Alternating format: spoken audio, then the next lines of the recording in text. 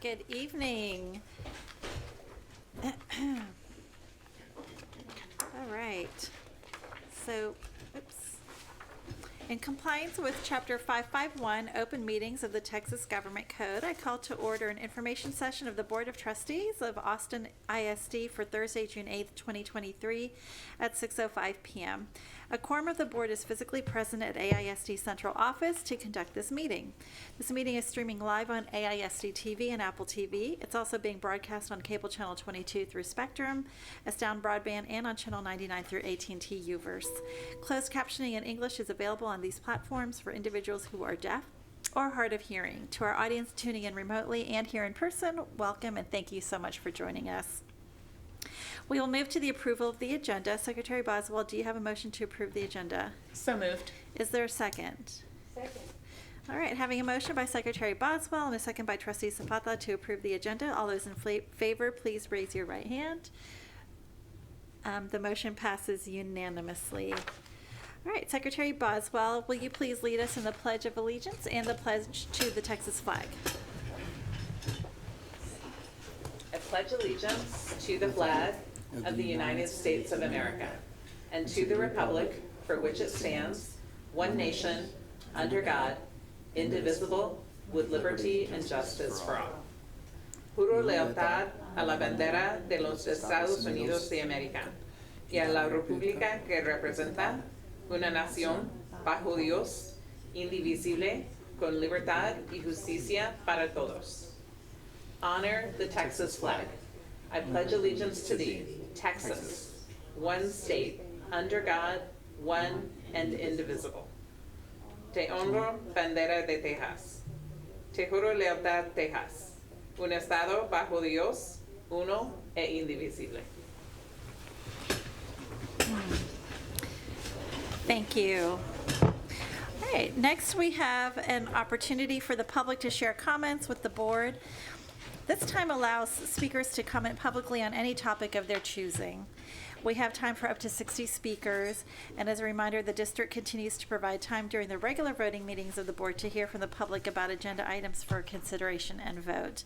This is an opportunity for the board to take part in active listening, and while we wish we could respond or provide feedback, we are required to limit our questions to requests for clarification or follow-up directly to the administration. Members of the public wishing to participate in the public comment portion of our meeting called a dedicated AISD phone line in advance of the meeting to audio record their remarks. We will now play the recorded messages for public comment, so please listen carefully. My name is Wendy, and I'm a community member. I'm calling on agenda items 11.7, 15.3, and 17.1. I'm calling to condemn the actions, behaviors, and words of bully cheer coaches and parents in their inappropriate use of public comment to further bullying of in AISD. I'm saddened and I'm disheartened that this was allowed to happen and request AISD to take appropriate action related to the employment of the AISD staff members involved. I'm asking the board to review and redact publicly available information related to amend board policies to prevent this occurring and also consider employment action in executive session. Thanks so much. My name is Maria. I've been a parent in AISD for at least 13 years. Many more people called in the last meeting, but Austin ISD refused to play their public comments. Meanwhile, Austin ISD allowed to be bullied in public comment by their employees. I am disgusted by the behavior of two Bowie High School cheer coaches who have engaged in unethical conduct, including FERPA violations, isolation, exclusion, and bullying of. I am disappointed in the leadership in this district for allowing this, and I am disappointed in our board and its council for allowing the public comment section of a board meeting to be weaponized against. Terrible and true things are said about it in this district in public comment done publicly as an intentional way to harass, bully, and defame who fully qualifies in every respect to participate in. As though the harm they've caused already hasn't been enough, Bowie High School cheer coaches led a small group of parents with a pattern of disorderly conduct into a board meeting to bully and scream, "You suck" at our board. This type of behavior is prohibited in sporting events as well. The coaches and any employee involved violated educator ethics and AISD policy and should have been immediately placed on leave. asking that you take action and that you make meaningful changes such that students in our district are protected and nothing like this happens again. Thank you. My name is Anna. I am a community member. I'm calling to condemn the actions, behaviors, and words of buoy cheer coaches and parents in their inappropriate use of public comment to further in Austin ISD. The behaviors displayed and the many apparent violations of FERPA, policy, and law do not meet the high standards and ethics of an educator or the high standards and goals of Austin ISD. Any Austin ISD's employees involved in this should be terminated. I'm asking the board to review and redact publicly available information related to it, amend board policies to prevent this occurring, and consider employment action in executive session. Thank you.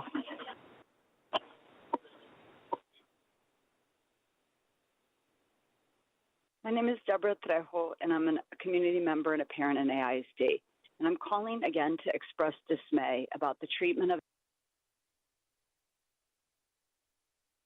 the behavior of staff and community members with regard to has been unacceptable. It appears that, including at a board meeting, there were violations of the privacy of the and there was a general lack of disdain and respect for inclusion of people with disabilities. In addition, AISD staff involved at a higher level outside of the campus and staff within campus have appeared to not be working towards a collaborative and conciliatory resolution to the issues on the campus. We've got to do a better job in AISD to message, support, and reinforce inclusive practices for all students on all of our campuses. That is something new in AISD because of the past and present behaviors that continue to persist, including in this instance.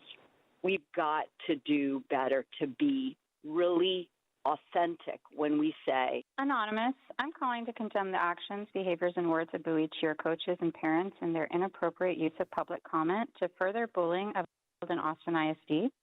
The behaviors displayed and the many apparent violations of FERPA policy and law do not meet the high standards and ethics of an educator or the high standards and goals of Austin ISD. Any Austin ISD employees involved in this should be terminated.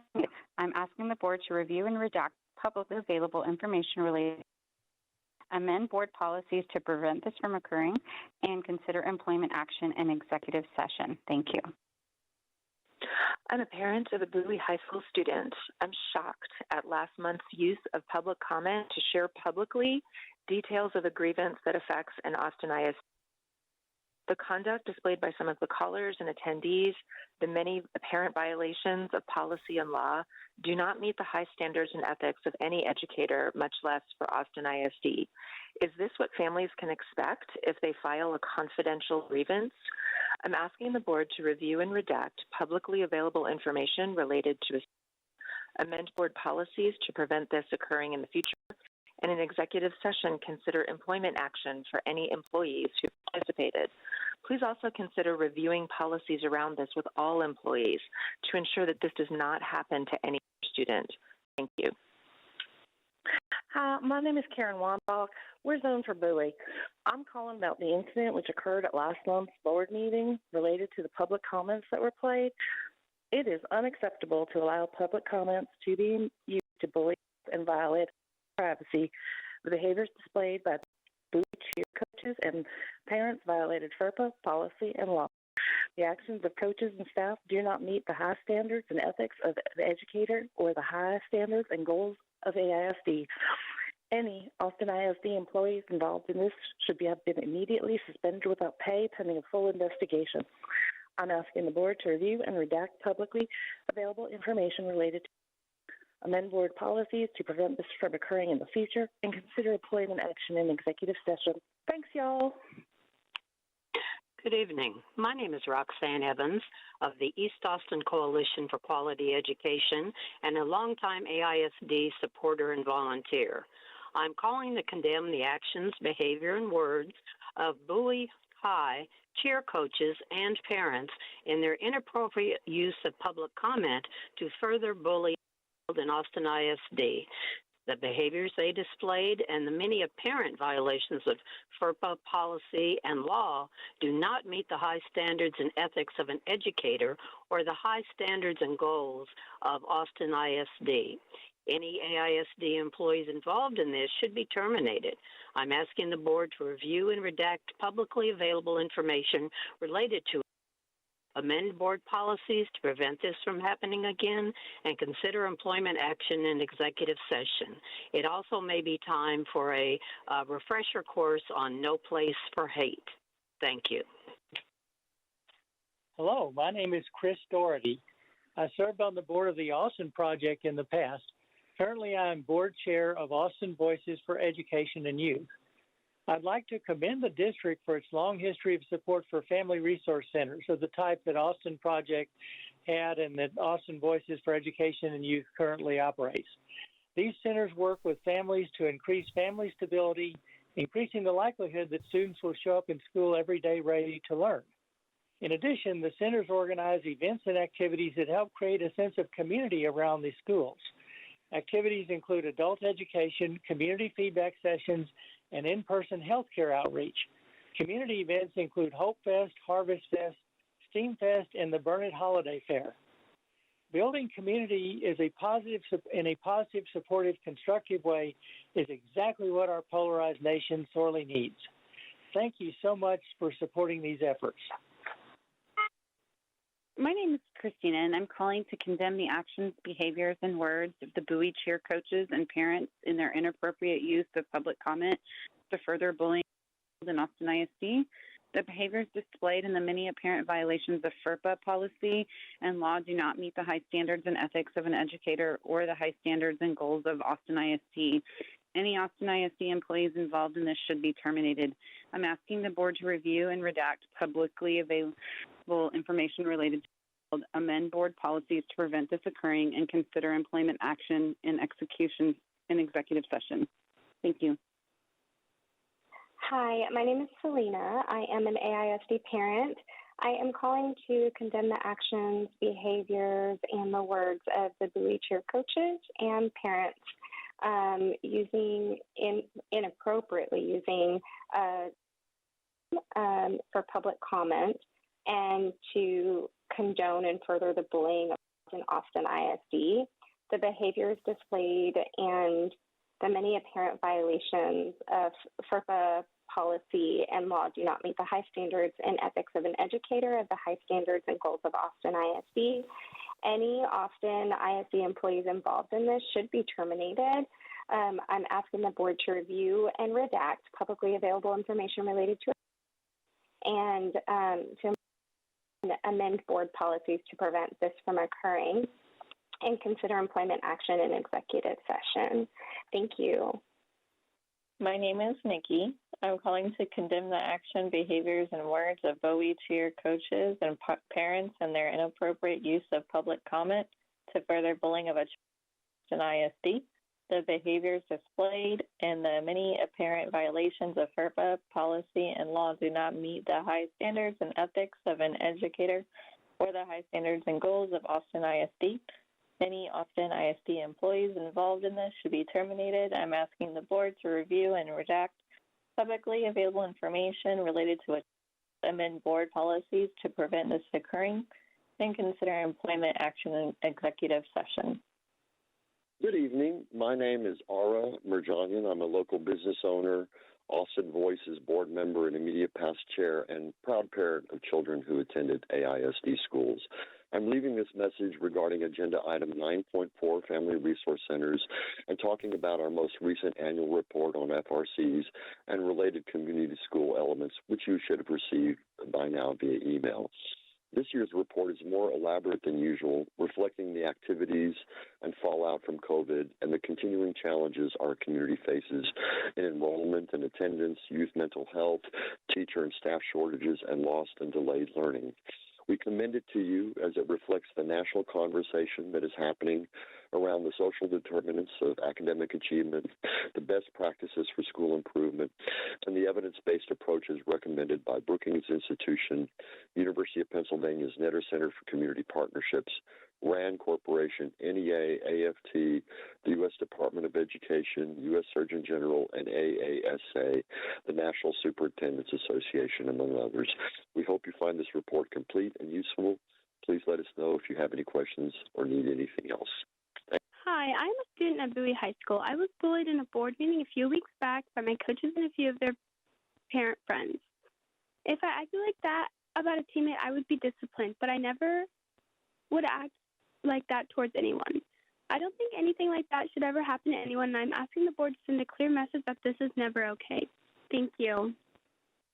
Hello, members of the school board. My name is Summer Seibert, and I'm a proud mom of a rising third grade Ridgetop Rattler and a rising sixth grade Lamar Scotty. I'm calling today to speak about HB 3, a bill that recently passed in the Texas legislature that will require an armed presence on every school campus. I urge the board to avoid using the Guardian or Marshal plans to meet these requirements, which enable teachers, administrators, and staff to bring firearms to school with only minimal training. Armed teachers are never acceptable replacements for trained law enforcement. The average number of hours that a law enforcement officer receives at a basic training academy is 840, and officers are required to continue training regularly throughout their careers. In contrast, the Marshal program requires only 80 hours of training. The Guardian program only requires 15 to 20 hours. Even some of the most highly trained law enforcement officers in the country see their ability to shoot accurately decrease significantly when engaged in gunfights with perpetrators.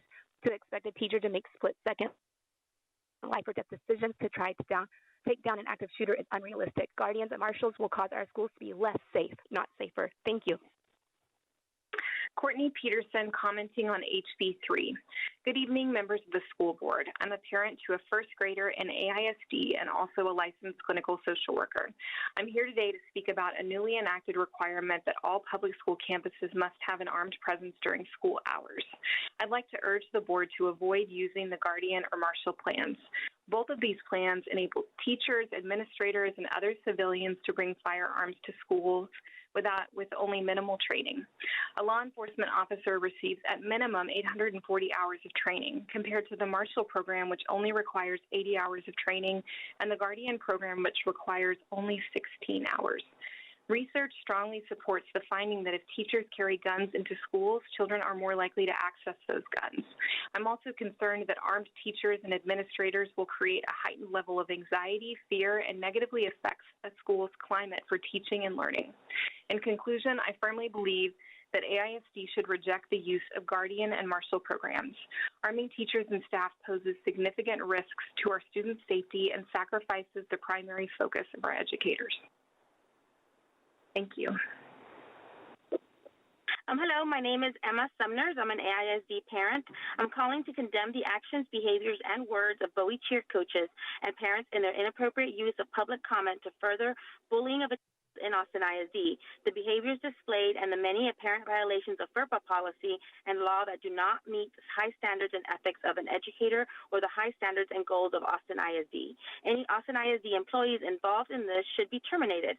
I'm asking the board to review and redact publicly available information related to amend board policies to prevent this occurring and consider employment action in executive session. Thank you very much. Hello, my name is Nicole, and I am a former AISD employee and community advocate for our AISD students and families. I am calling to condemn the actions, behaviors, and words of Bowie cheer coaches and parents in their inappropriate use of public comment to further bullying in Austin ISD. The behaviors displayed and the many apparent violations of FERPA policy and law do not meet the high school standards and ethics of an educator or high school standards and goals of Austin ISD. Any Austin ISD employees involved in this should be terminated.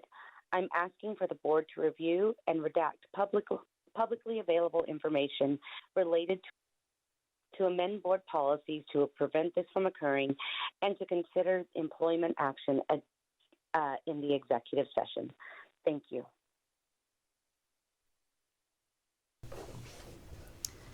So this concludes. Wendy, and I'm Okay. This concludes public comment. So, trustees, are there any questions or clarifications you have for Superintendent Segura? All right. Oh, I'm sorry. Trustee Boswell. I have one question about the calls about HB3 and security. Just would like to clarify the distinction between what the law allows and what the administration is considering, if that's something you can speak to briefly.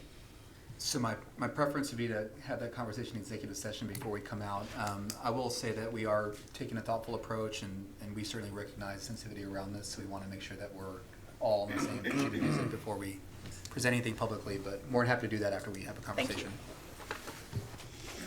All right, thank you. All right, so as a reminder, please feel free to share any general comments or questions with the board by email at trustees@austinisd.org.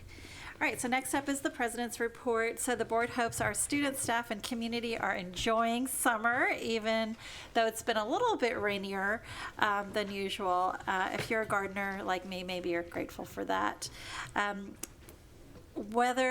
our students, whether you're preparing for college, career in life, or transitioning to a new school level, or, just preparing for a new grade, we really hope that you take some time to relax, enjoy your family and your friends, and maybe read a couple of books, do some math problems too. But for now, it's okay to just have fun. Everyone needs a break every now and then. So summer is also really a great time for celebration, and AISD is excited to continue our celebration of Pride Month and the recognition that in Austin, all means all, or as we say, all means y'all.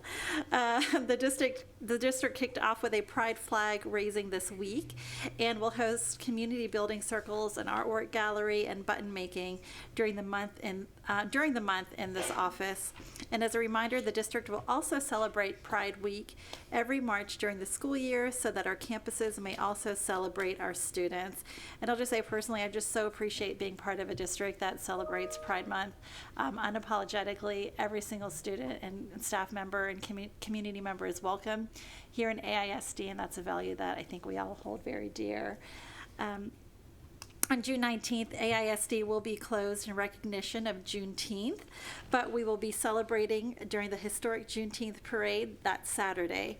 We invite students, staff, and families to come to the Juneteenth parade on June 17th from 10 a.m. to 11:30 a.m. Down Chacon Street, Rosewood, and over to Rosewood Neighborhood Park. Those interested in joining AISD on the parade can come no later than 9 a.m. to the Rising Star Baptist Church meeting site, where we will walk together during the 1.2-mile parade route. And we really look forward to seeing everyone out there. It is usually pretty hot, but it is so much fun. In 2 weeks, the board will hold the last regular voting meeting of the 2022-23 school year. This meeting will include a public hearing for the district's budget and voting on the items discussed tonight under the preview. And we know Ed Ramos and your team have worked super hard, and we really appreciate your diligence on all of that. As a reminder, the Board of Trustees will take a break from regular and information meetings in July. So that'll be a nice break, because I think the last couple of Julys we have plowed through and had meetings, so that'll be nice. Like many of the district staff, however, we will continue our own professional learning these next few weeks, and these next 2 months the board is scheduled to take part in an annual self-assessment of the team of 10, discussion and refinement on our board project management plans, governance training, discussion on the district scorecards, Lone Star governance training in particular, and team building. And also, I believe, Trustee Kaufman, you had a couple of words you wanted to share as well. Sure. I just wanted to just recognize all of our graduates and all of the school personnel and the district personnel who put together the graduations. It was an amazing experience to witness both the organization of the campuses and the care and compassion and concern they had for their students through that process, and also to see all the blue shirts of our volunteers from AISD who were out there with the logistics, and it was a very inspirational thing. And for us on the board, I think I can speak for our colleagues that it's a tremendous honor to attend the graduations, to be present on the stage, and then to see the faces and shake the hands of the students who are at the center of every decision that we make. And so I just want to again, shout out for all the graduates, shout out for everyone who made it happen, and to just express my gratitude for that. And a quick shout out to Trustee Hunter, who I believe was the only one of us with perfect attendance with 15 out of 15 graduates. So.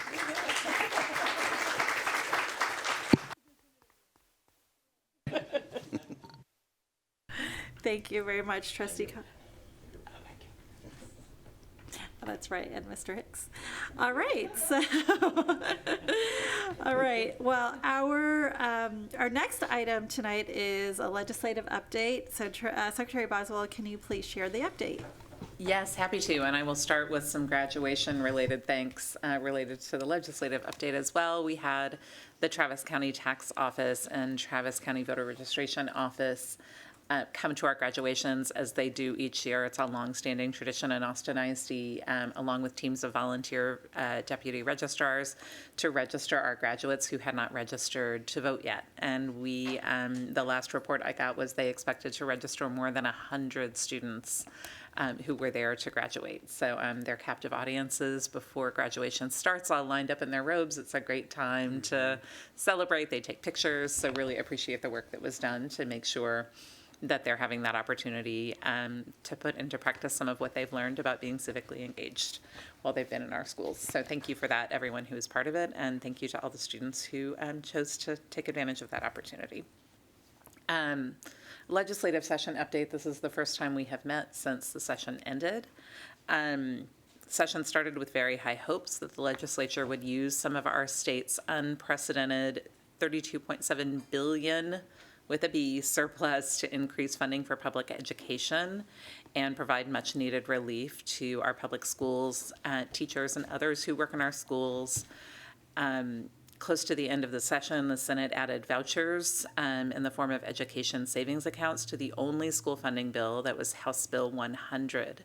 After that was done, the session ended with no increase in the basic allotment and also no approval of vouchers. And that basic allotment is the building block of our per student funding statewide. HB 100, before it was amended, proposed to increase the basic allotment by $90 in 2024 and by an additional $50 in 2025. It would have required districts to spend at least half of that increase on raising pay for people who work in our schools and our districts. The bill also would have created an automatic inflation adjustment for the basic allotment. The Senate passed a substitute bill before, rather than voting on that added an $8,000 education savings account voucher for many students in our state, reduced the increase in the basic allotment from the proposed prior version to just $50, added funding for charter facilities and open school district boundaries to any transfer requests if there was capacity. After that major amendment, no agreement was reached by the Senate and House, so the session ended without any movement on an increase in the basic allotment. The governor said he will call a special session on school choice, but has not mentioned including public school funding in that special session, so we will be watching, continuing to watch what's coming. Bills sent to the governor include a new system for rating school library books based on sexually explicit material, a law allowing up to 3% of students to take standardized tests on paper rather than online. That's 3% for each district. Changes to the accelerated instruction created last session by House Bill 4545 for catching up on learning loss. New rules to increase Algebra 1 access for 8th graders, and in turn to increase access to high-level math in high school. I know that's something we've talked about as a district, so I'm excited to see more about that. An increase in payments for retired teachers, that's something many have advocated for. Changes to our school safety allotments and requirements, including new rules about design of building, and as our callers mentioned, an armed presence on campus that can take several forms. Allowing chaplains to serve in place of school counselors in many circumstances, a new bill about tax abatements for large-scale economic development, a major change in curriculum that will be offered by the state, and a new scholarship program for aspiring teachers that also has some exciting potential. Noteworthy bills that died include school funding, vouchers and education savings account, a bill that would have required display of the 10 Commandments in classrooms, and a new law about virtual education. So thank you to everyone who engaged and advocated and helped us shape our priorities, and more to come.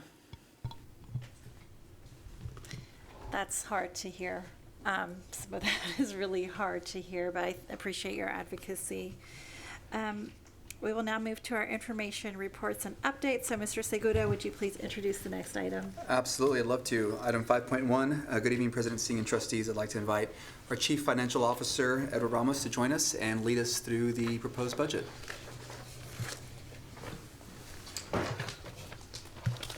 President Singh, Superintendent Seguda, members of the board. We are going to go over our proposed budget. Much of this information you have already heard.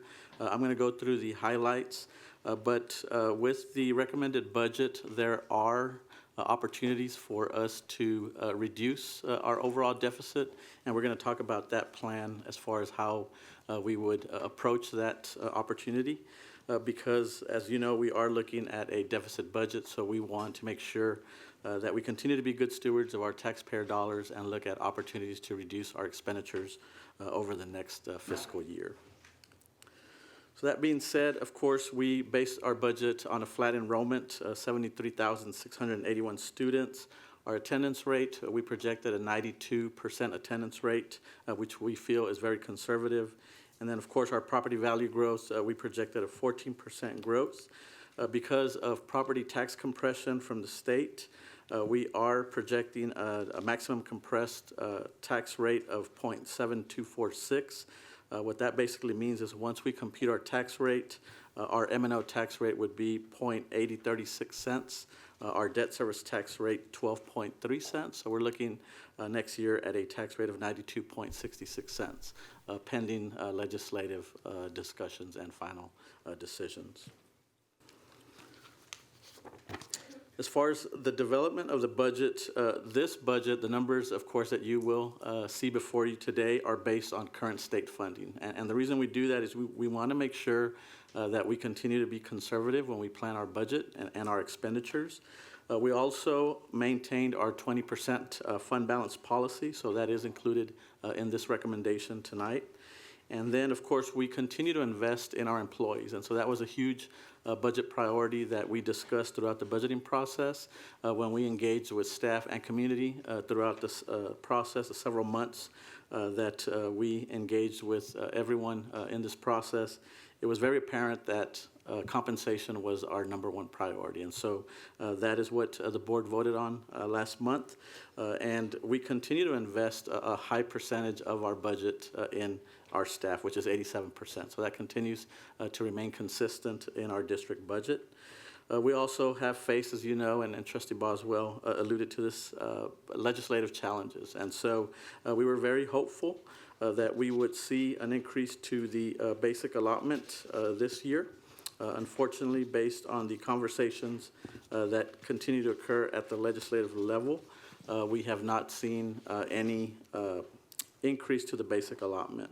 And so that has been a disappointment, not only for Austin ISD, but for districts throughout the state.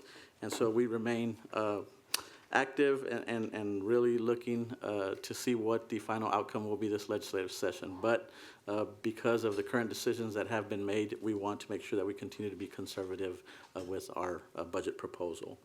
And then as part of this budget, because we are proposing a deficit budget, and I just want to note that we are not alone as far as school districts are concerned throughout the state of Texas. Based on what we are seeing, that the conversations that are occurring at the legislative level, you will see districts throughout the state being forced to pass deficit budgets.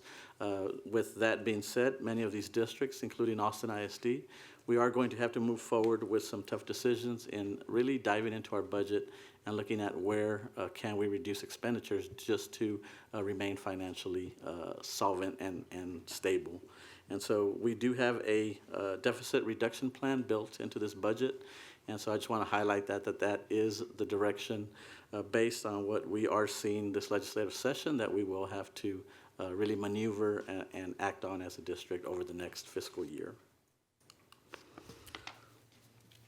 So our proposed budget that we are looking at, of course, our recapture payment for next year has jumped to $941 million. So without any increase to our basic allotment in our funding, we will continue to face challenges with our recapture payment. So next year we are projecting that to be $941 million. Operating expenditures, $884 million. And so we are proposing a budget deficit of $53 million. You will hear later on in the presentation some options to reduce that overall deficit. So when you look at the current forecast with the $53 million deficit, with the out years, fiscal year 24-25, you're looking at a $69 million deficit. Fiscal year 25-26, $61 million. Fiscal year 26-27, $52 million. And so you will see that our fund balance begins to decline.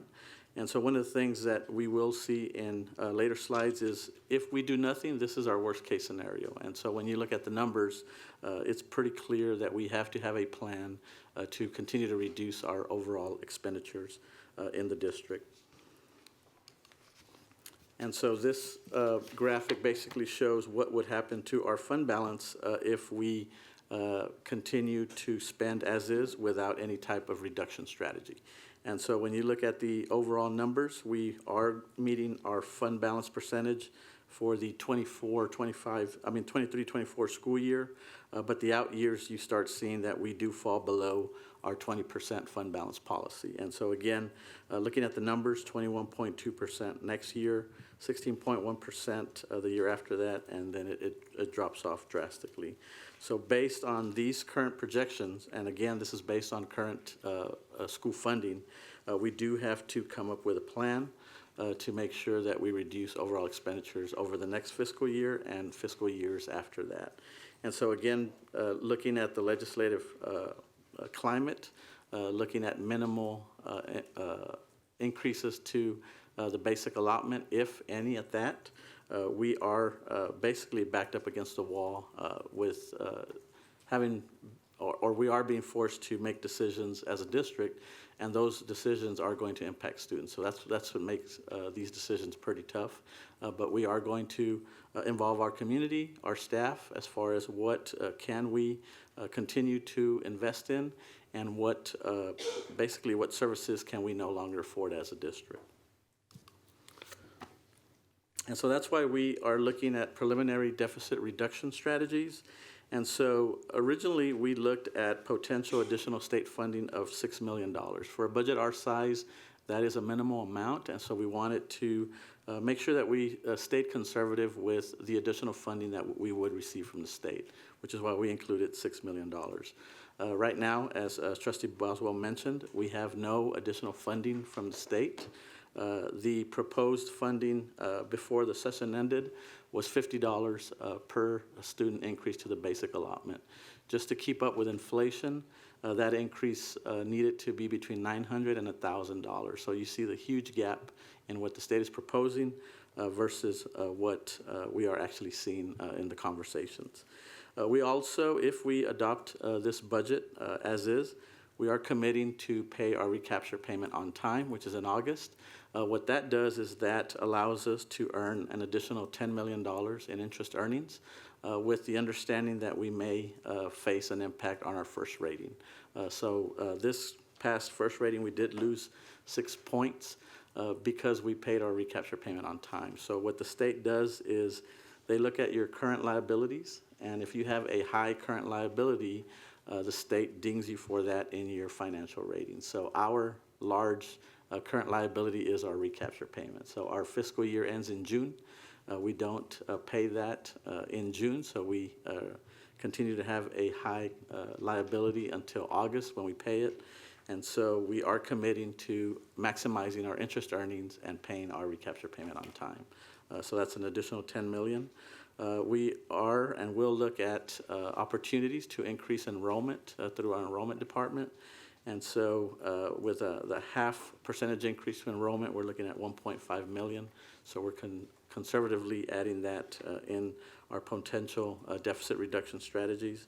And then as far as expenditures, we would look at reductions through attrition, through vacancies. So as vacancies occur, specifically including in the function 41 and 21 groups, which are administrative and school support, that affects our administrative cost ratio, which you will see in a later slide. but those positions, those areas, we would look at very closely to make sure that we are within line of the TEA guidelines with administrative costs. Also, we would look at all contracts and softwares to see if there are cost-saving opportunities with those reductions. We would take advantage of our 2022 bond program, and so we did build some dollars in there to alleviate our operating budget with replacement of large equipment. So historically, we have paid for that equipment through operations, but now we set aside $25 million to be able to pay for that equipment out of the 2022 bond program. So that would generate savings over the next 5 years. And so we have built that into our deficit reduction strategies. Also looking at and doing a deep dive with inefficient costs in the district. And so we would basically, again, look to staff, community, and create a budget oversight committee to assist us with recommendations on how we can continue to reduce our expenditures over the next fiscal year. And then, of course, maximize Title I funding. And so one of the things that we want to make sure we don't do is leave money on the table with Title I, maximize our Title I spending, make sure that we take care of our campuses that need these funds.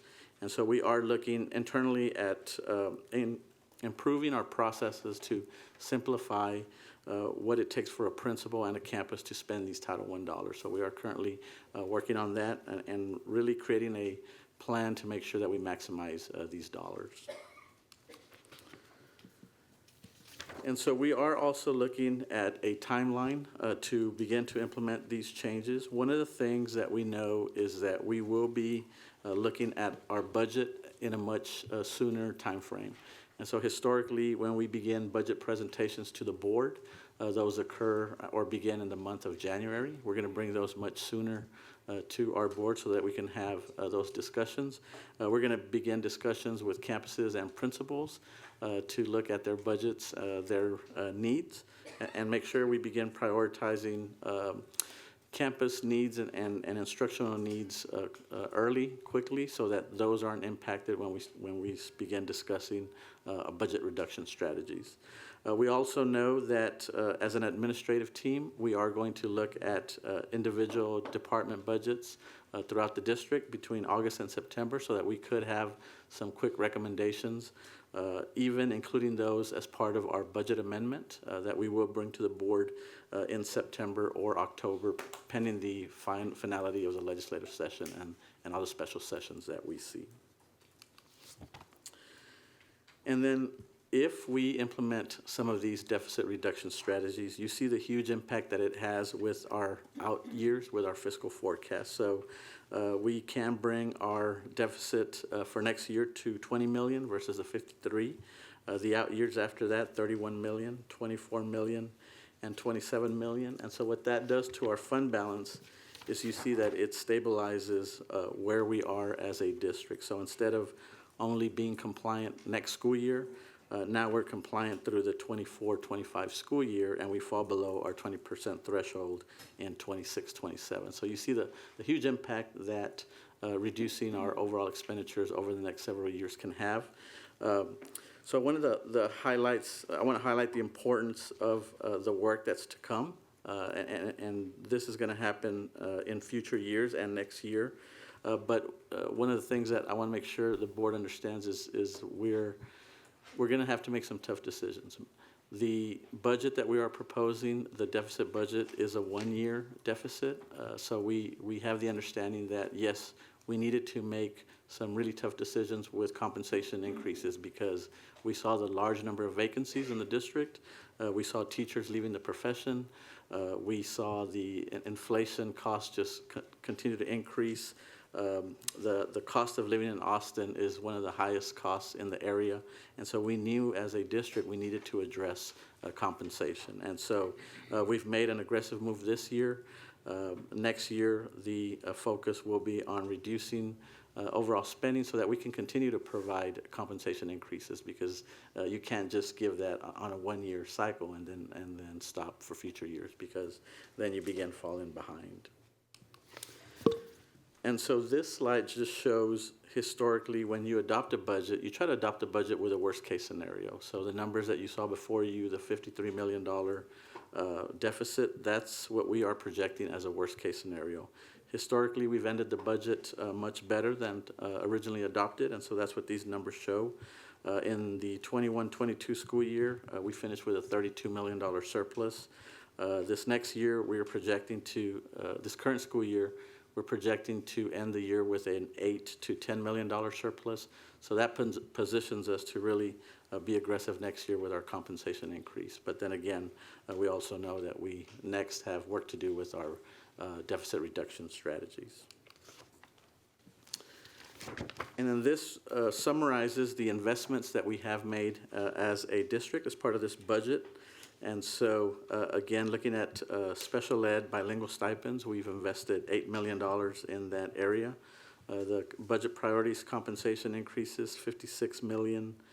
General Marshall will be a campus that we will open next year, so that comes at a cost of almost $3 million.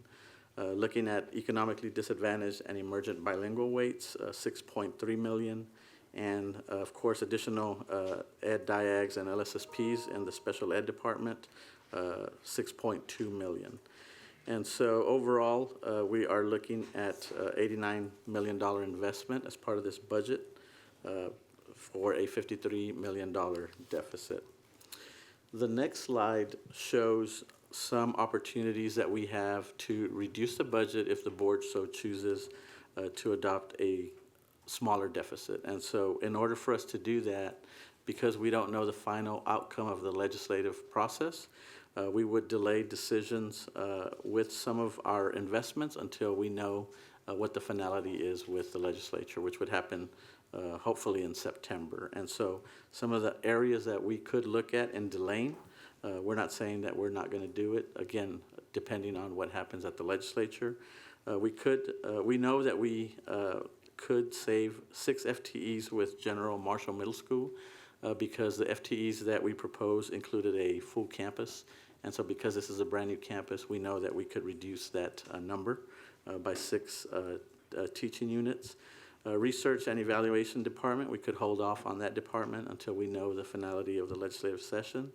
We could delay the creation of the Ombudsman's Office, the expansion of Literacy First, and of course paper report cards. And so that would bring in about a $2.46 million reduction in our overall expenditures.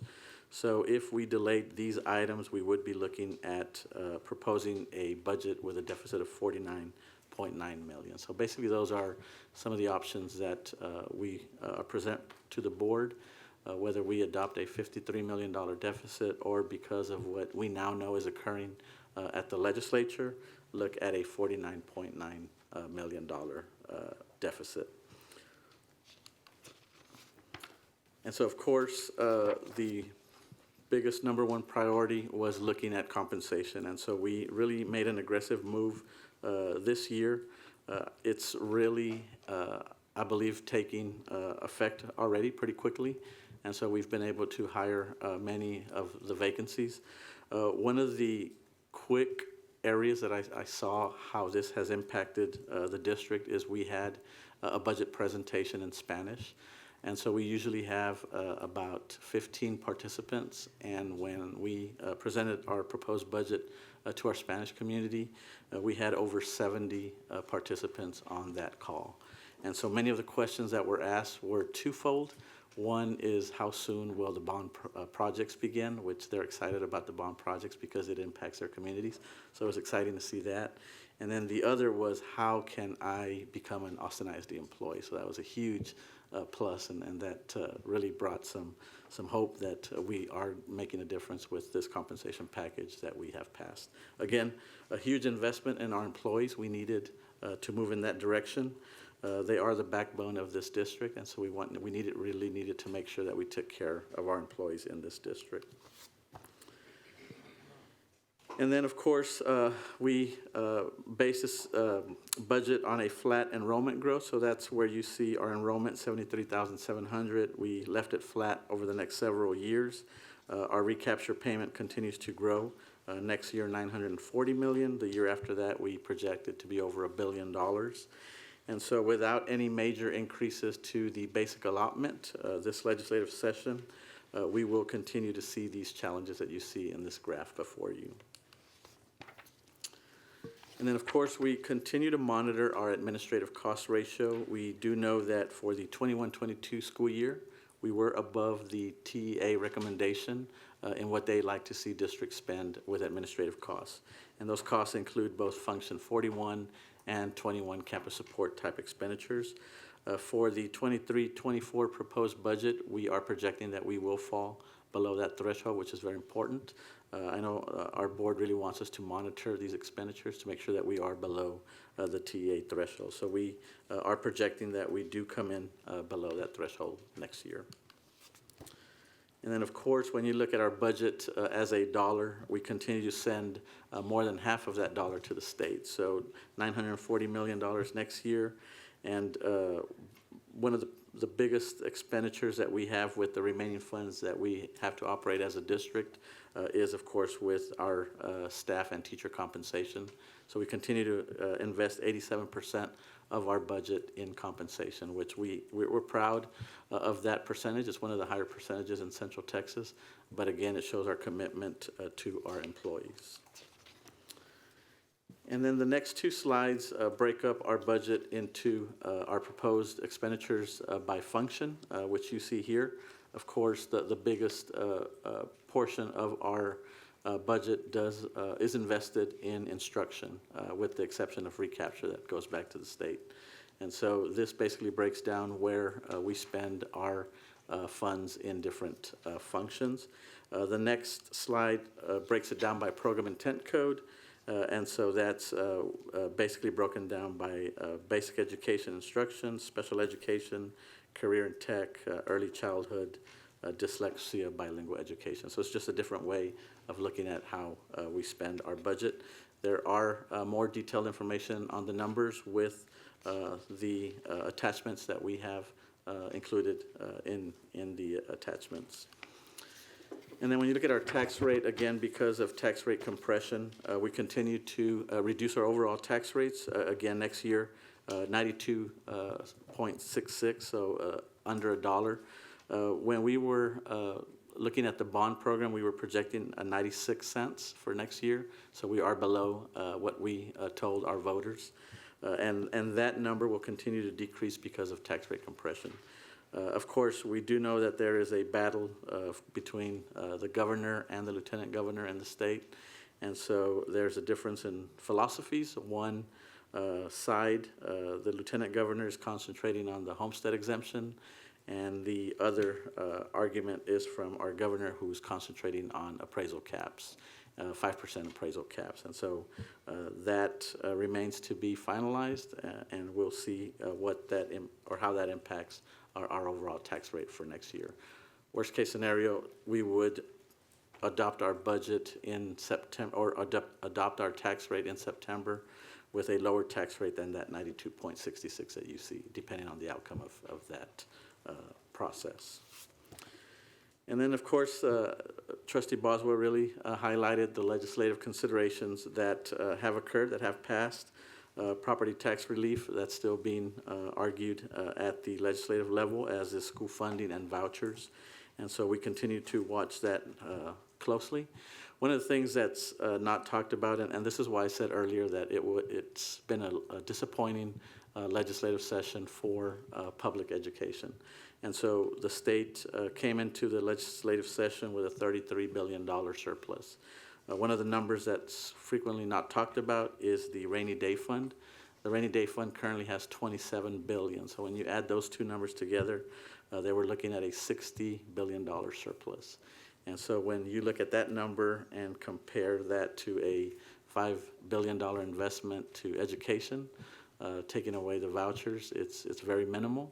$50 increase to the basic allotment versus what it would take to catch up to inflation, $900 to $1,000. And so what that would do if it remains in effect is, of course, districts are going to have to make tough decisions throughout the state. And so I've contacted several of our urban districts throughout the state. They are also looking at some large deficits, but again, this is where we stand. They also are looking at everything that they can do to retain their employees, and so our employees, again, are our backbone. And so we have to make a decision now. We couldn't wait to see the outcome of the legislative session. Otherwise, we'd start losing employees pretty quickly to the suburbs or leaving the profession in general. So I will open it up to questions from the board. Thank you, Mr. Ramos. Trustees, any questions, comments?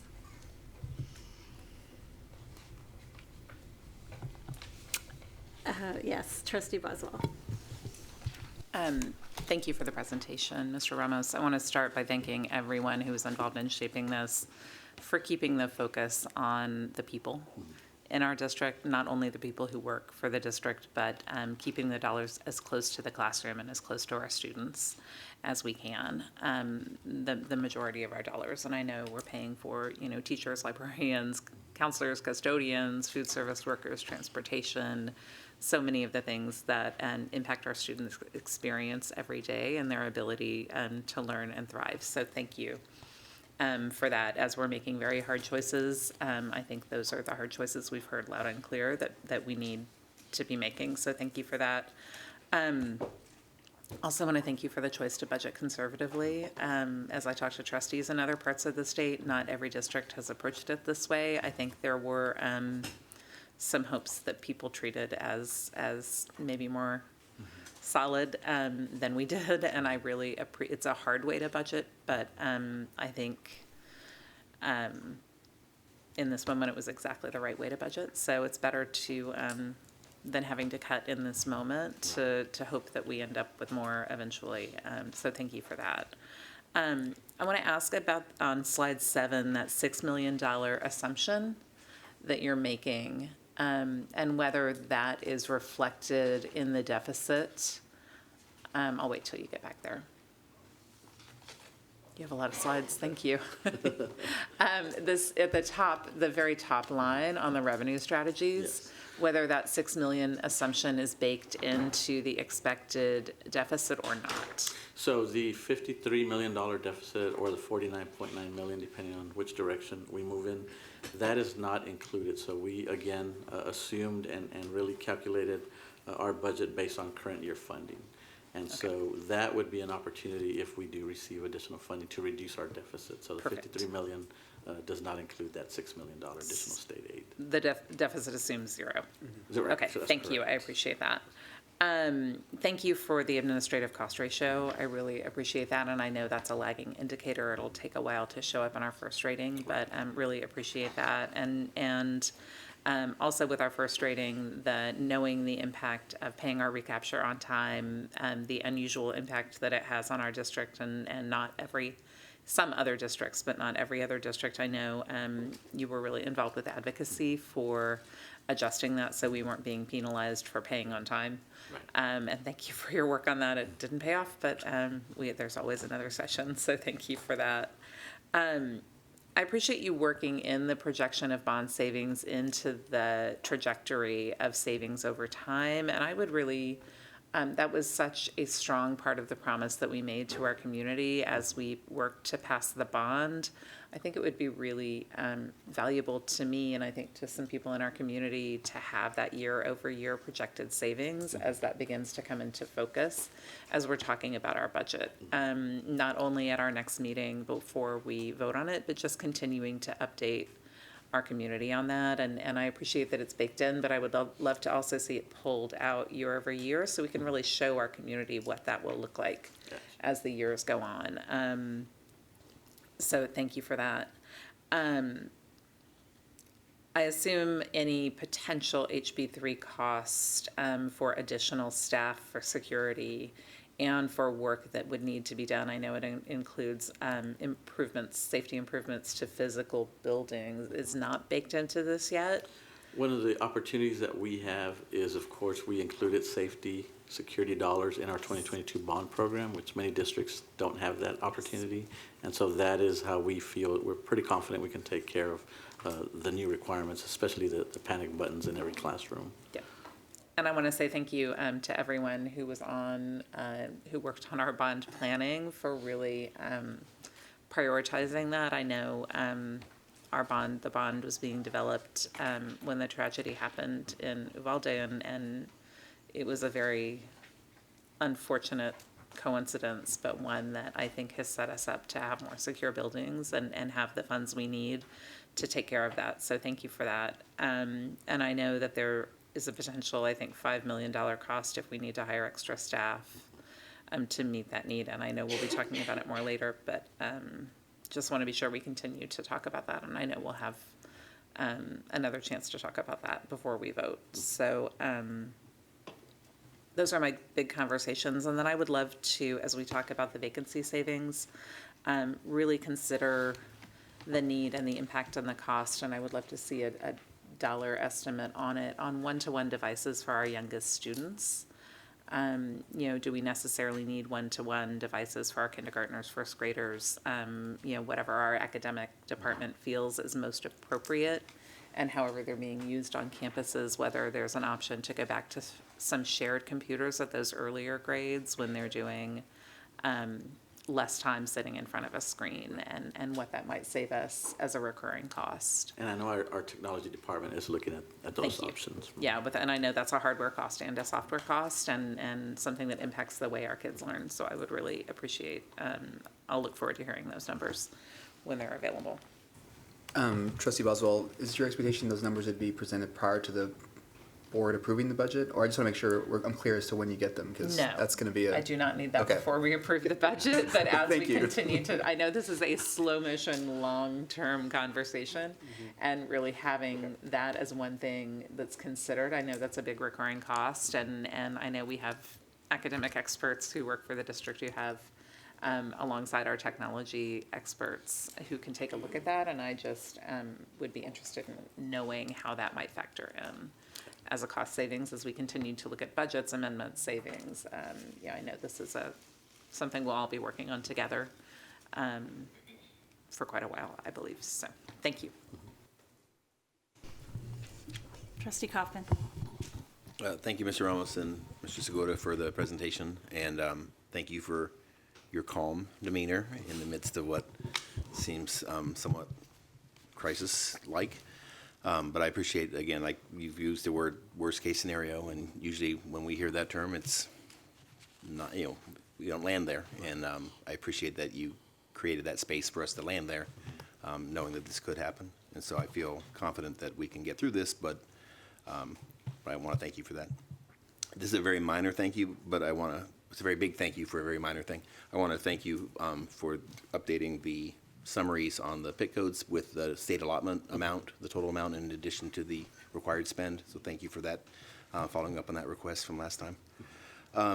I do have a question, Mr. Segura, just around the idea behind the potentially delaying the ombudsperson and the DRE. I'm just wondering, are those at this time still proceeding full speed ahead, but has not been hired yet, therefore it's still something we could go back on? Or is it actually is the process being held at this time? The process is not being held. One of the reasons that Dr. Hawley is not here is because she's actually out visiting with a school district to understand best practices regarding implementation. So no, it is continuing on. We've actually looked at different ways to budget it and kind of what makes the most sense, but we are not stopping at this point. But we have not hired that individual. Right. Therefore, it's a potential. Okay, correct. I appreciate that, and I do think, again, I think DRE is a potentially money-saving piece because it helps us to truly evaluate the effectiveness of the money we're spending. And I also think the ombudsperson is just particularly the ombudsperson to support special education is an essential component of meeting the needs of our students and families regarding an area that we have as a high priority. So I'm hopeful that those that will leave the potential list soon and become we have those in place list, hopefully. And I will just, I will bring up again, it is hard to see those as potential savings when I'm looking at $500,000 in excess funding for art and music. Again, I am in full support of fully funding art and music. I'm not in support of excess funding for art and music in a way that creates inequities around the district. So I'm hopeful that can go on our list of potential savings for the following year as we reevaluate the plan for special areas and for creating planning time for teachers.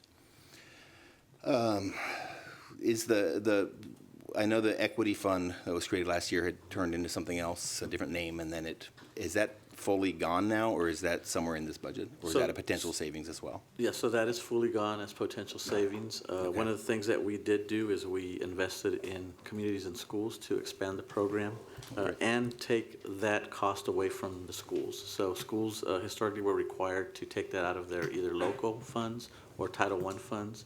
We as a district have taken that over since it's a district-wide program, and that alleviates funding at the campus level. Outstanding. Okay, yeah, I think that's a much more concrete pathway towards equity than the previous incarnation.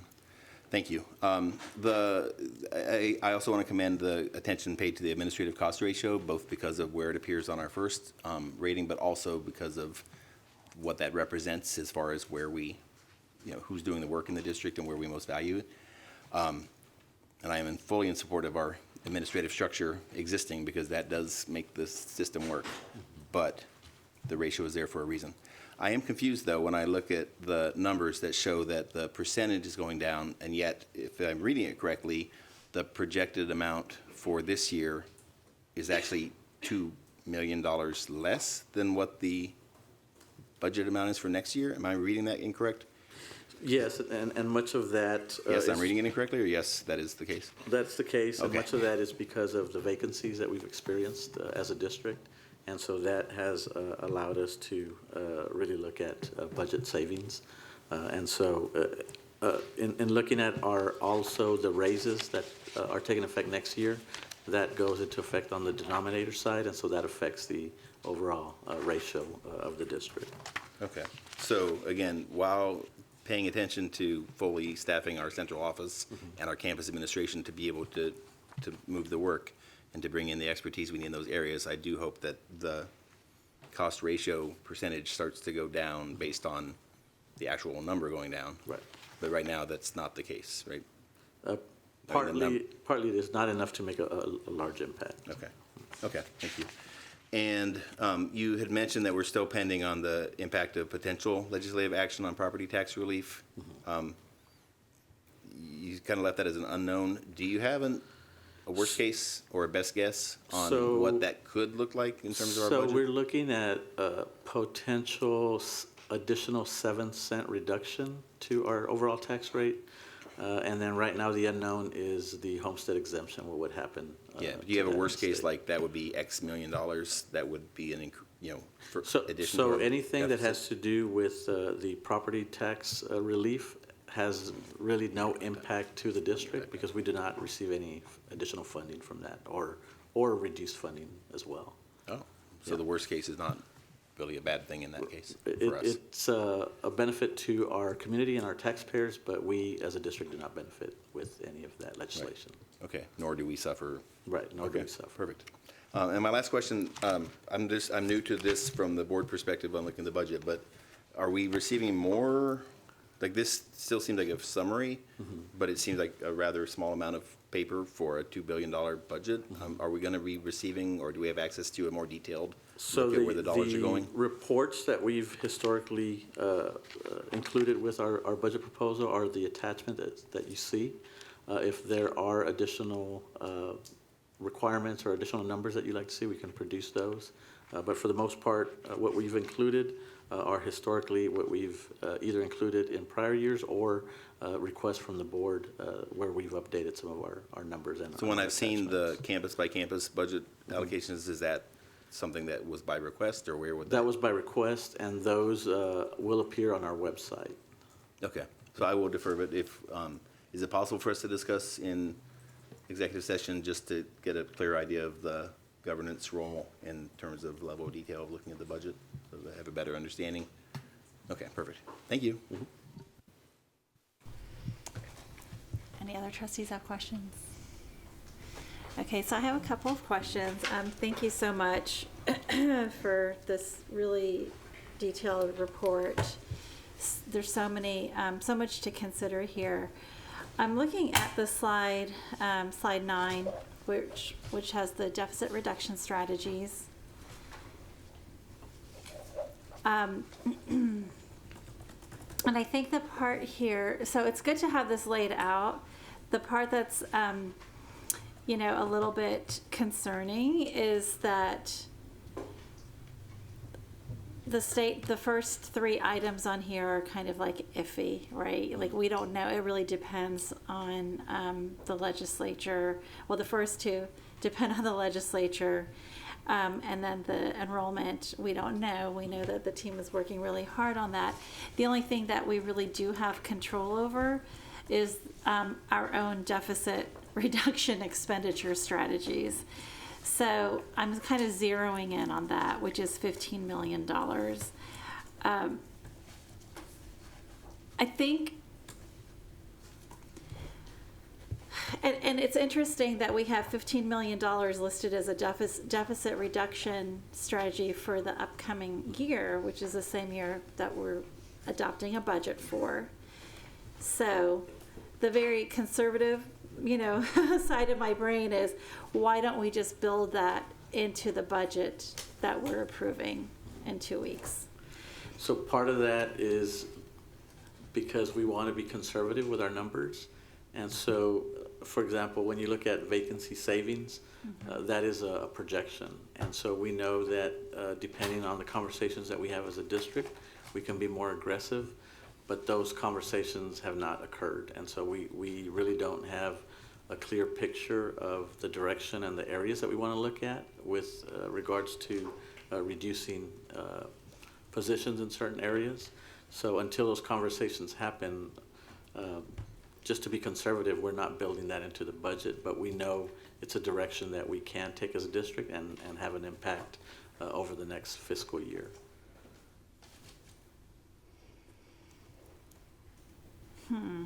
Okay. So I actually, and maybe I'm, okay, so for example, we have evaluate contracts and software costs, right? But that's not, is that reflected in the actual budget that we would be approving?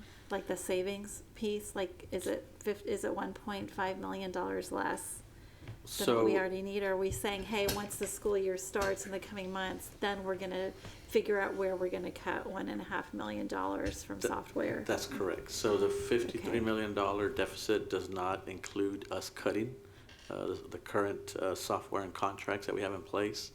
But as a district, this would commit us to really dive into those contracts and softwares and look at where we can find potential savings. Yeah, and Ed, if I could elaborate, I think one of the challenges that we have is we as an organization know that there's opportunity, right? We know where it exists, but we don't, it's not granular or detailed enough to where we can tie it to an actual expenditure. Because what you would typically do is take the 1.5 million and then tie it to costs so that the net of it all would be reflected in the budget.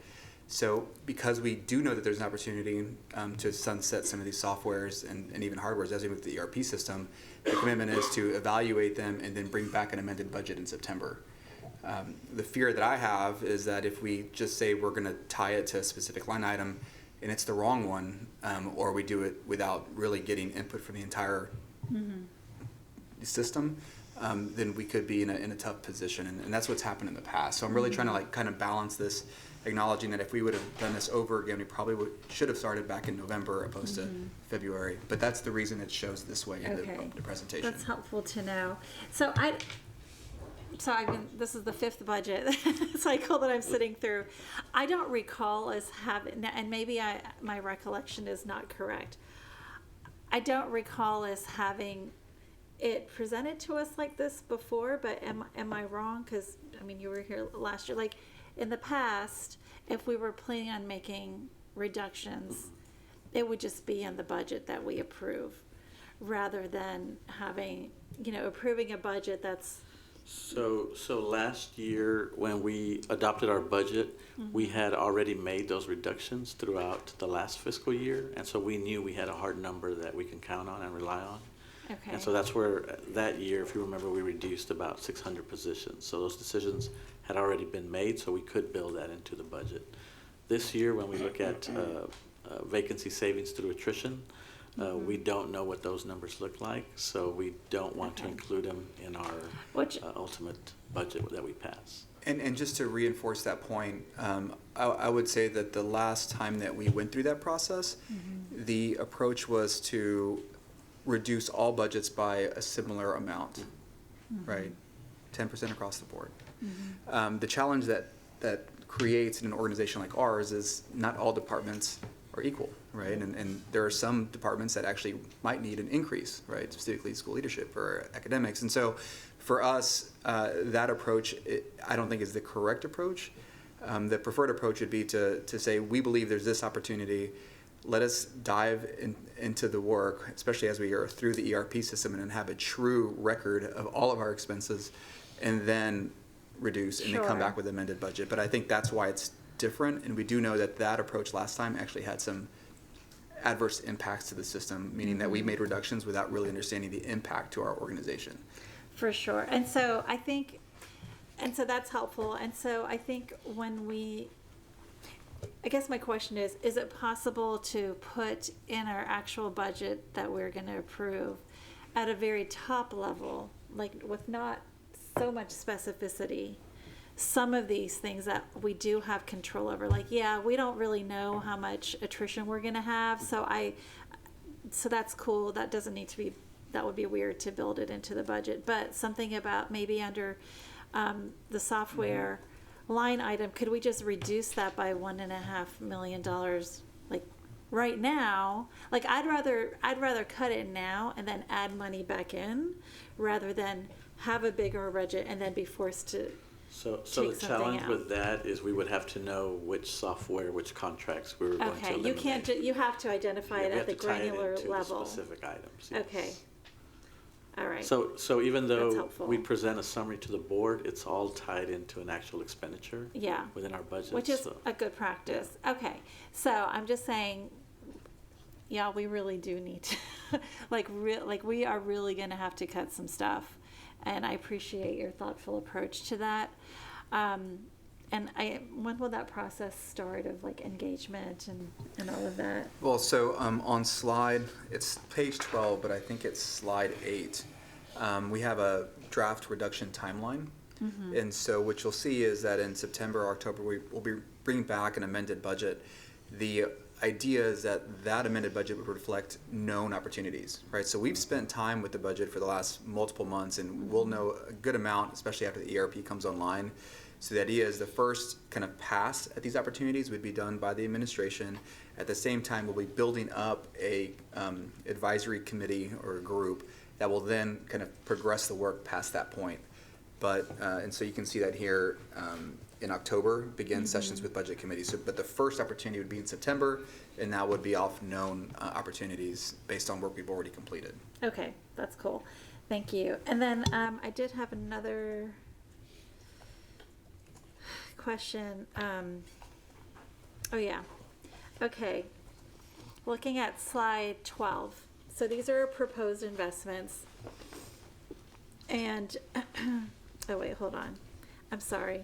Well, I guess slide 12 and 13. So here, this is the list of all the proposed investments that are, that we've discussed. But my understanding is that the ones on page 13 are actually not going to be in the budget yet. Those would come back to us. If we as a district decide to delay on what's on slide 13, then that would drop our proposed budget to $49.9 million. Okay. So here's what I would like to do, and I would love for the board to really to weigh in on some of this. This is kind of like the nitty-gritty of this kind of stuff. This is our chance to really think about our scorecard, okay? And I want us to really think about the items on slide 12. Are these things that are going to move the needle on reading, on the performance of our SPED students, and all the stuff that we've, that we've really been talking about? And are the items that are selected for the delay, which I'm totally a fan of. I think we should not put in the budget stuff that, is not the highest priority. And so things like the paper report cards, I could get behind. I could even probably get behind the ombudsman's office being delayed. But I really, when I think about our scorecard discussions every month, looking at, hey, what are the outliers and what do we really know is moving the needle for our students and their academic achievement? We're not going to ever get the answer to that until we have that research and evaluation department. So to me, that is something that I would love, I really feel like needs to be in the budget for next year. I mean, all of these things are important, but the one, if I'm really thinking about our scorecard and that's driving our budget decisions, personally, and I would love to hear from all of you guys as well. I don't know if you agree with me or not, but I do feel like that needs to be elevated because there's no one who we can ask to really give us a definitive answer. Is this curriculum effective? It's all anecdotal.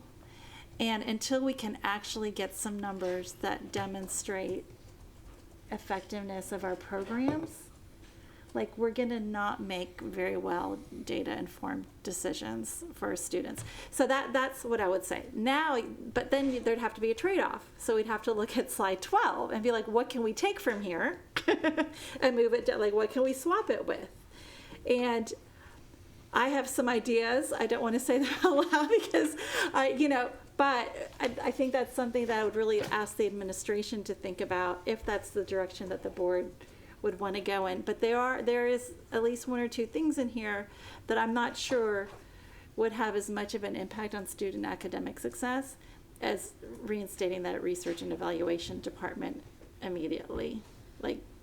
So I'll leave it at that, but would welcome any of my colleagues to comment. Yes. I appreciate you bringing that up, and I want to second the idea behind making sure that everything in the budget is based on that it's going to address the needs. And I want to be careful as a board member not to pick pet projects that I want to see and then have the budget bend towards that away from things that our teachers and principals and central office staff are recommending as the best levers for us to achieve greater results for our students. So even, I'm a big fan of, literacy first, but if that's not the lever that's going to move our reading forward, then that is something, that could wait. On the other hand, if it is the lever that is going to move reading forward, I don't want to see it on the potential savings because that would be directly impacting our priorities. So I really do just want to reiterate again, please help us make sure that this budget is driving student performance and outcomes for families and students so that we're supporting that. But I would also reiterate to President Singh that I do think that when we're thinking about our outcomes for special education, that, beyond the scorecard measure that previously existed around just the performance on academic tests, that there are so many other factors and outcomes that we expect from special education when it comes to truly differentiating for students and making sure that their IEPs are being met. And I think that we, whether it's a scorecard measure or not, we need to ensure that our families feel supported, that their differentiated needs of their students are being met. And I think the ombudsperson for special education in particular is a key piece of that.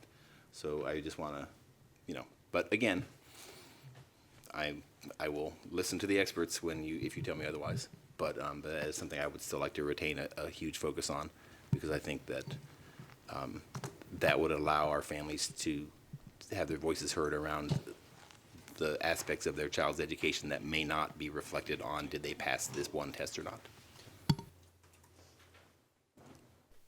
Thank you. Any other trustees? Trustee Boswell. I really appreciate the conversation about making sure our investments are paying off and looking at, as we're considering cutting and input into what is a very painful situation, being thoughtful about what we spend. And I think to the points that have been made, if you look at the ombudsperson's office, for example, even at an unweighted student allotment, per student allotment of the 6160, and we know we get more than that a little bit, for different reasons. If that helps us keep fewer than 40 students in the district, that pays for itself. And so I think where we're spending in ways that will continue, I think our research and evaluation department similarly, if we are able to do good work with that help us serve students better, that help us retain students, and it pays for itself, that's an important thing to consider. And I would really love perspective on a lot of these investments on kind of how you see that paying off. I think the Literacy First, my understanding is that the program is intended to pay for additional people on campuses. It's really a capacity building within our own staff as much as anything. And, knowing exactly how many students that $1.3 million would serve, and looking at the Literacy First success, I don't know if they can share data with us about, if we're able to serve X number more students, how that compares to their program, and X percent of students go from, not on grade level to on grade level to reading successfully. So we know really what that means in terms of who that will impact and how. That would be extremely helpful, I think, to help decide if that's a reasonable thing to go into deficit for, something we're willing to take that leap of faith for, or make that decision to spend, have deficit spending for or not. So I think that is how I'm looking at it, is really where can we spend that might pay for itself, and really what is that meaningful impact. And I do appreciate putting the scorecard goals beside each of these proposed investments and really tying it to our work, or kind of marrying our governance work and with the scorecard and the budgeting together, to really help make sure it's reflecting what we have prioritized. So thank you very much for that. I think it makes it a much more meaningful conversation. Trustee Whitley Chu. Thank you so much, and thank you, Lynn, for bringing up just this might look like, some of these might look like they save us money, but cost us too much. And so, like, looking at Literacy First, that is literacy is a huge focus on our scorecard and just on children's outcomes in life. Like, if our kids can read, they can learn to do anything. I'm a math teacher, but my students could never pass the STAR if they cannot read. They cannot pass the math STAR if they cannot read. And, this is an evidence-based program from the University of Texas, where the tutors work one-on-one daily with students. And this will really, I think it will help our teachers with their working conditions. All teachers want to have that one-on-one time with students and sometimes don't get to do it. And I think also it will help with, we have the highest number of referrals for special education services. And sometimes it might just be that a student needed, they won't end up not qualifying for services after they waited, but they still need instruction. And if they are learning to read and just, getting that quality instruction from the beginning without having to qualify or they don't actually qualify for services, lots of kids just need some extra tutoring. And I wouldn't want to see that go by the wayside. So I appreciate you talking about the Ombudsman office and enrollment, and our parents feeling supported and treated fairly and listened to. And I'm really curious of seeing which of our programs are worth the investment with the research and evaluation department. Yes, Trustee Sabata.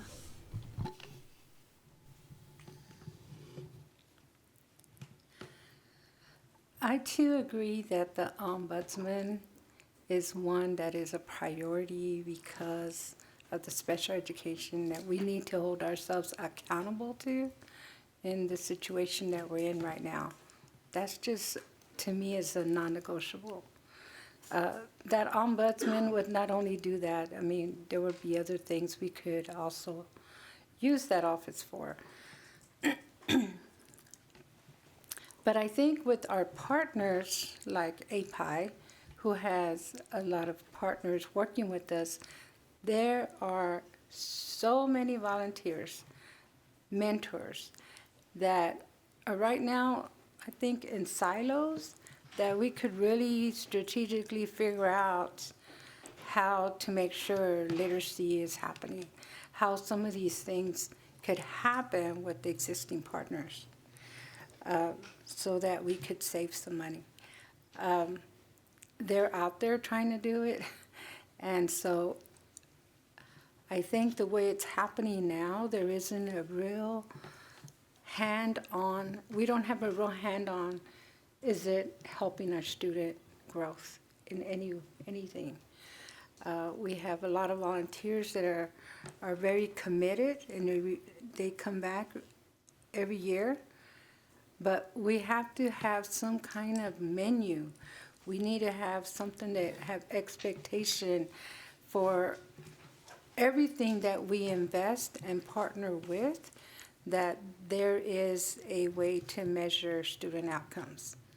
Because currently I think that's not a true statement for now. Thank you. Thank you. Any other trustees? Did you have something, Trustee Foster? No. Okay. The other thing I wanted to mention was just a thought. And I don't know, I'm sure some of the other trustees are thinking about this too, but, as we're looking at some of the new positions, which are totally, like, I'm 100% committed. I think we're all 100% committed to compensation. It's too late to do anything about that. That's a must. The SPED stipends, that's a must, and the bilingual stipends. There's things in here that jump out at me, that's an absolute must. And I'm wondering, first of all, would it be helpful to the staff to ask trustees to kind of go through another Excel sheet exercise? Because is it too late in that? Are we too late in the process to, and the reason it sounds like we're kind of making last minute adjustments, but it's because the legislature hasn't done what it's supposed to do. Okay, I'm just going to put that out there. We really thought we would at least get $6 million, which is half, I know, what the experts told us we would get. We were being conservative, but apparently, we're being forced to do this because the legislature has decided not to use any of its $30 billion in excess to increase the basic allotment. So this is the pain that we're feeling right now to the public. And it is I feel physical pain here. Thinking about, because with each of these line items is a child. And as Trustee Whitley Chu said, it's like reading. Yes, if we're not teaching our kids to read, how are they going to succeed in life? We're sending them straight to prison. A lot of them. And so anyway, but the other question I want us to ask ourselves as we're thinking about some of these new positions is thinking about some of the other positions we've lost in the last year or two, like graduation coaches. I've heard so much about graduation coaches. And so we have to ask ourselves, is our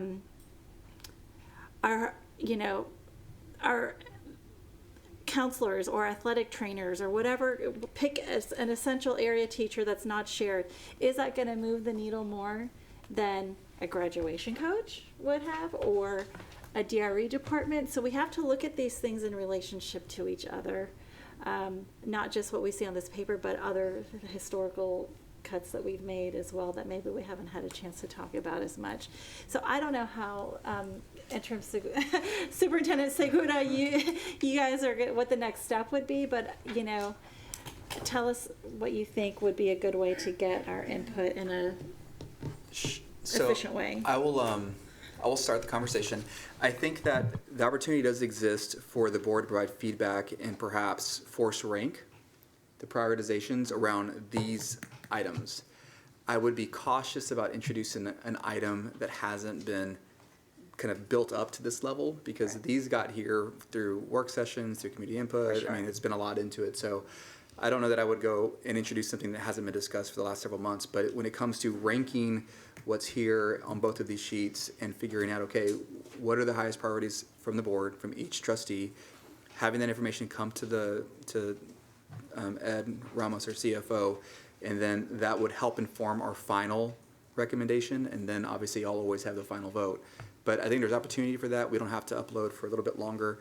I would ask that we receive that input probably in the next 3 days, probably by Tuesday close of business. We can create a tool, just like we did last time, and send it to y'all.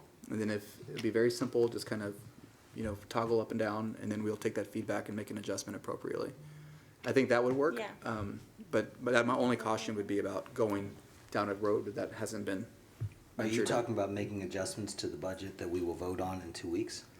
Well, so right now I think the question becomes, are there things that are going to be delayed? Like we have a little table here for delayed.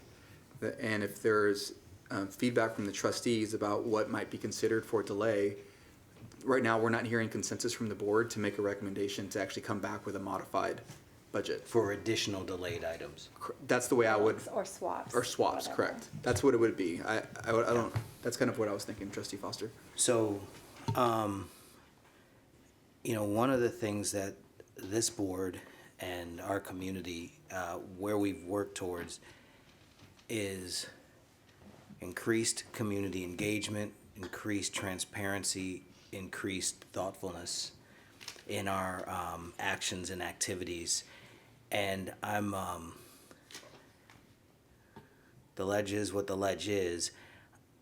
I don't get too excited about moves within a couple of weeks if we have the opportunity to amend the budget in September. So I would be interested in, it's not kicking the can for the foundations. The overwhelming majority of the budget is pretty well set. We had a vision. You all, with fidelity, acted upon it. I have 150% faith in your fiscal stewardship, or the fiscal stewardship of the district, and so I'm comfortable where we are, and fully appreciating what you're saying about some tough decisions coming. I don't want to make the tough decisions in 2 weeks. I would rather approve what is before us with an understanding that when the dust settles from legislative actions and special sessions and whatever they're going to do, that we move towards the amendments that need to be made. So that's I guess that's where I am on that.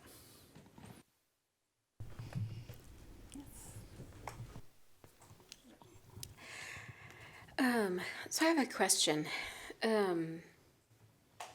because I'm sitting here thinking about, okay, well, how do I manage my budget?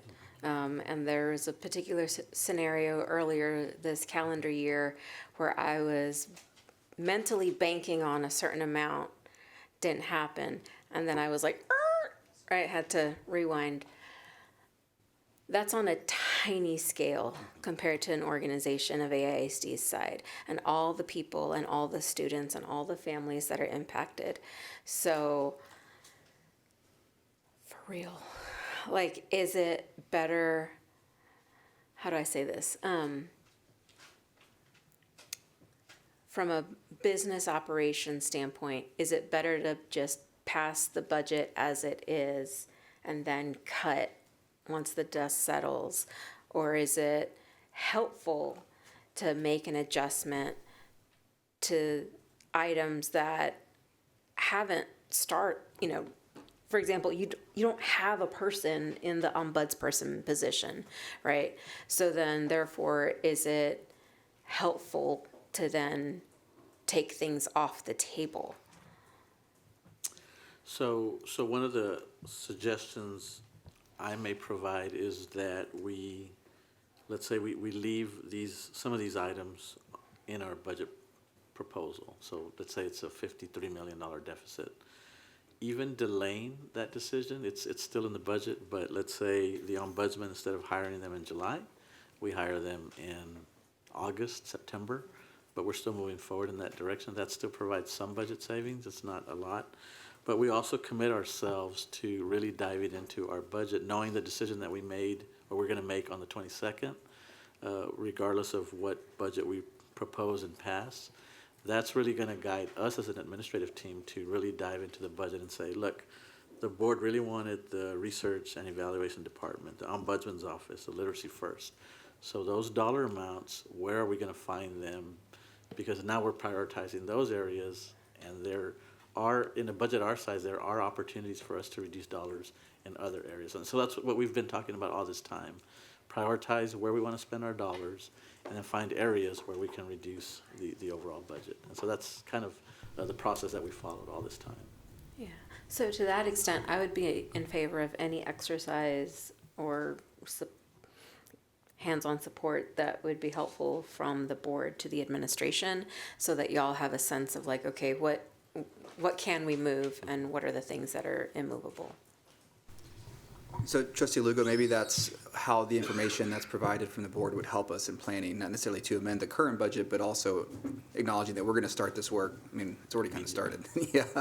Because it'll help us focus, I mean, honestly, and figure out what number do we have to get to and when do we have to get to it to come back with an amended budget. Just acknowledging there'll be multiple budgets, because we're going to have another one in January, correct? Yeah, so. Yeah, we can have a monthly if we need to, but. That's right. That's right. So just to clarify what I was proposing before, and I think I just want to make sure this was understood, was not to think about those big cuts that we're making, the $15 million in cuts and what programs and software we're going to cut. It's literally just, are we in agreement on what is on the short list of delayed proposed amendment investments?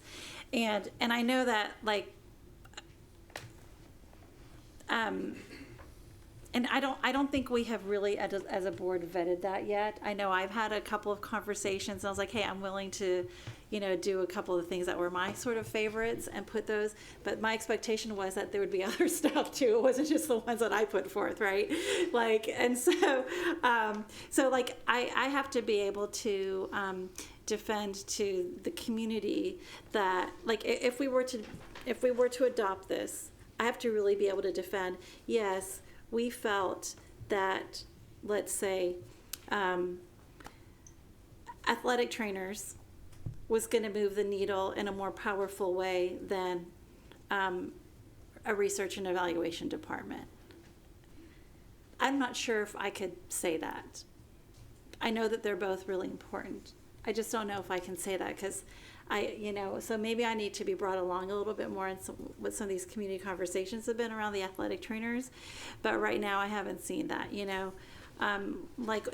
have to, because people are going to ask us these questions. And so I would probably really want to have a better understanding of some of these things. I mean, same with the essential area, the not shared essential areas teachers. I mean, I know our campuses are already far along in their hiring and planning next year, but we have to really, like, that's, how much is it? That's $500,000. Is that going to move the needle more than an ombudsman office? I don't know. And that's, yeah, like, I hear some whispers up here. These are real, I mean, this is our duty as a board, where we really embody the community's values and what our constituents value and what we think is going to help move our scorecard.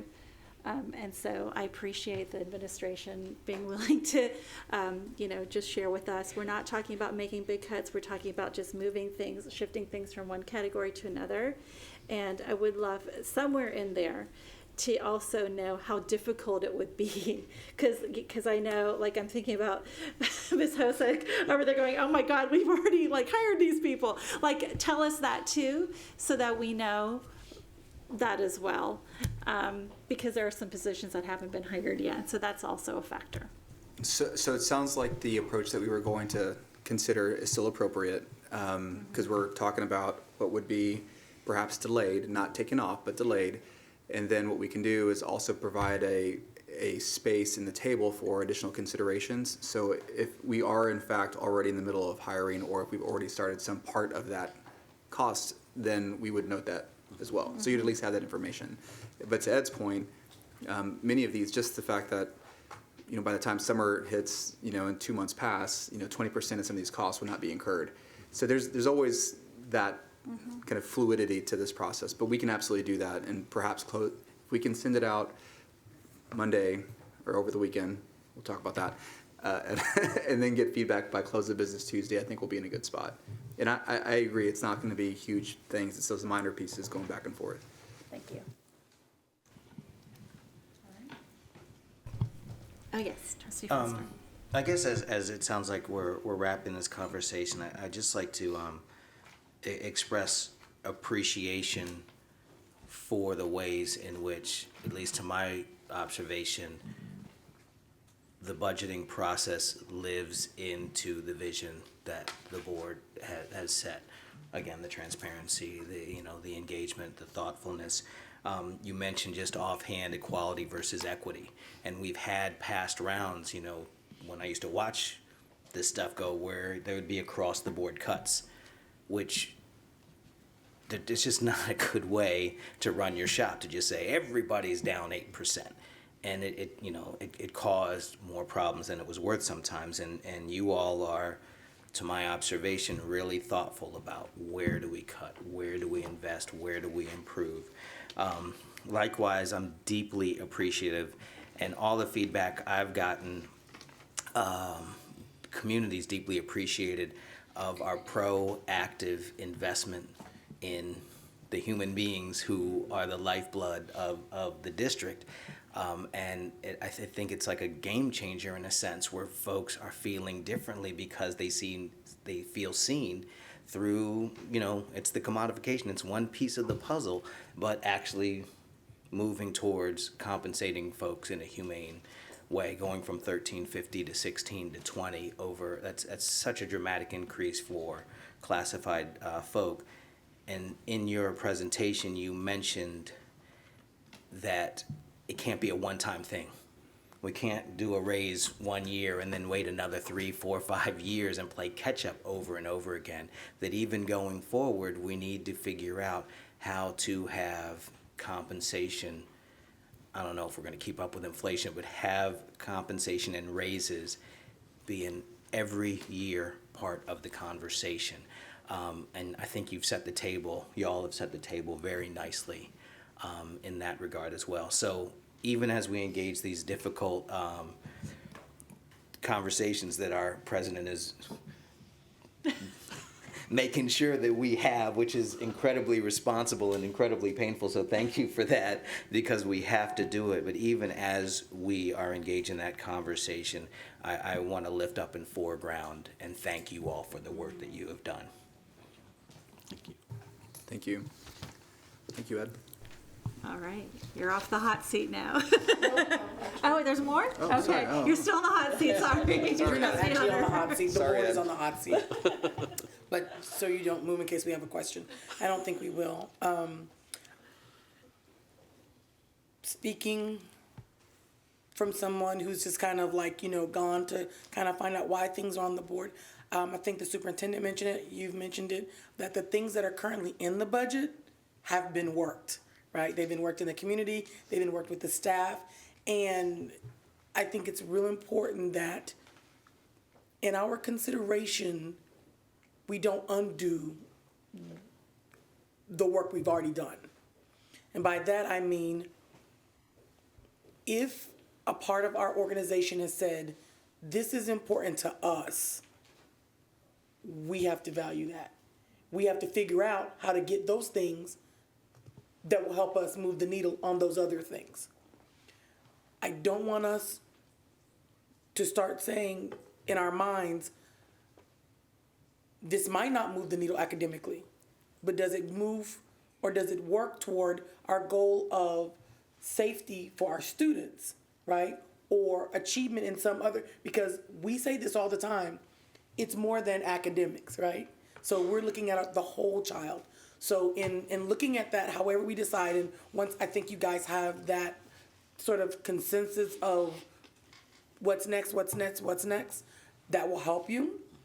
But again, when thinking about, I want to be real cautious in saying, this thing, I don't see it.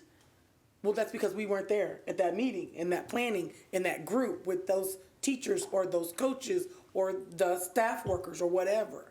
So if anyone has, I would suggest to all of us, if we have a question about one particular item that's there and say, like you said, good question, bring me along, like help me. I think I always tell Jeremy, I'm teachable, right?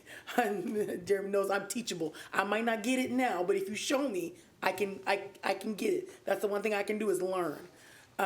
So I just want to encourage us with all the work that is done, that as we are looking to meet our goal, we don't sacrifice right for good or good for right, that we just try to hold that line, which is a really hard line to hold, right? Because we need to do it all.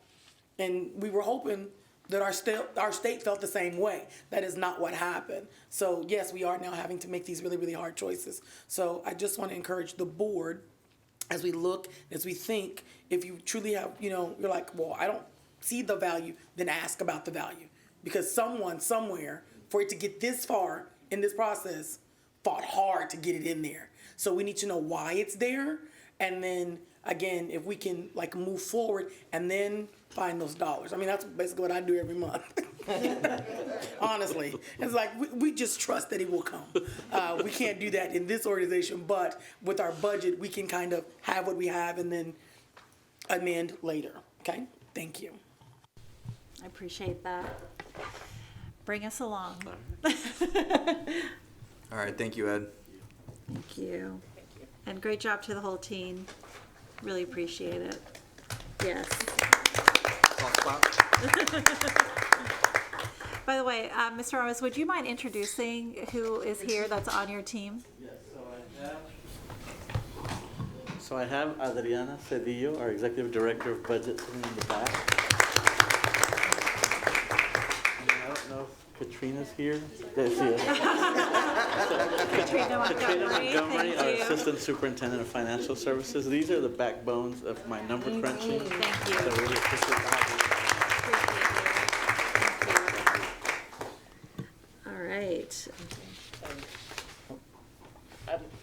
I'd also love to make sure we give Chief Hosat credit and her team for all the staffing being 87% of the budget, all the hard work they did to feed into what our financial team was able to do. So thank you. Thank you.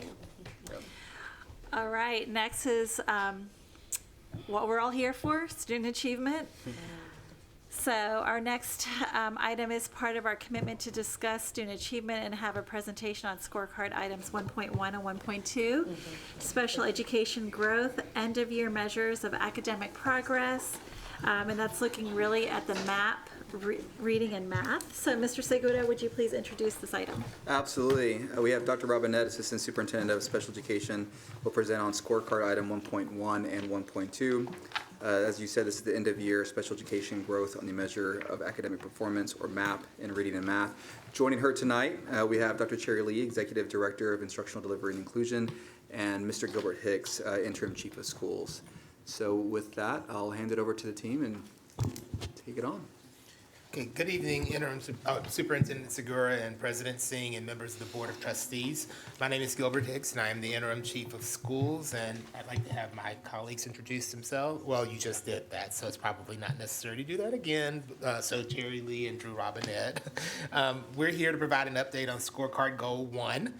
Students currently receiving special education services demonstrating achievement on state assessments in all grades, all subjects at the meets grade level will increase from 36% to 60% by August of 2026. Dr. Robinette will begin going through some of the slides with us and producing the numbers. Thank you, Mr. Hicks. Good evening. Trustees, Drew Robinette, Assistant Superintendent for Special Education. Trustees, I'd like for you, as we get started, we're going to walk away with 3 things this evening, or 3 areas that we're going to touch on.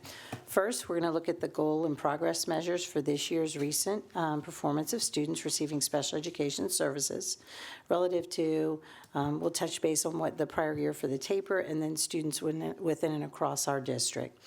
Then the second part, we'll take a look at how these data are informing our ongoing improvement work in special education at the district level, part of which will link back to our recovery plan that you're familiar with. And then thirdly, we'll dive a little deeper into lessons that we're learning from student groups and campus practices that we can build upon across our system and determine how to strengthen those, and likewise where we need to provide areas of additional support. Thank you. So in this slide, our goal and progress measures for reading and math focus on growth for each student group as measured by the MAP assessment, which is available and given to our K through 8 students. Our end of year target, which is circled there for the 2022-23 school year, is 53% or more of students receiving special education services meeting or exceeding their growth target, their projected growth target in reading, and 56% in math. As you'll note in the progress monitoring report that you also have, we're making progress toward those goals, but we have not yet met our target. I did want to qualify something as I'm continuing on, just as a point of notice. I hear some papers. There was an update to the attachment that was provided. I want to make sure that the trustees have that and the public is aware of that as well if there are any questions. Thank you. So you've seen our data and state trends for the past 3 years. In general, we have had stayed pretty stable with the state, both for our state and for our district. There was a bit of a COVID dip, and then there's been some recovery for all student groups. Those students in our district receiving special education slightly exceeding the state in the 21-22 school year relative to the overall state performance in that area. Nevertheless, given that, we know that we have high expectations for our students. To Trustees Kaufman's point earlier, beyond state performance and testing, strengthening and creating more robust programs and supports for them. And we know that they're general education students first, and that student-centered educational programming is the key for us to intentionally plan for and design learning for all learners that really embodies the vision of an inclusive district, and specifically for our children receiving special education services. So in reviewing the end-of-year data for students receiving those services, you'll see a modest increase in the percent of students who met their growth target for both reading and math from middle of the year to end of the year.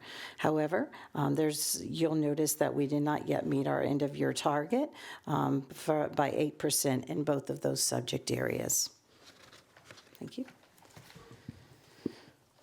So let's take a deeper dive at the reading progress goal for goal progress measure 1.1. The reading goal progress data showed that the all student group and special education group, all students meaning all students, are both performing below the projected target for this year.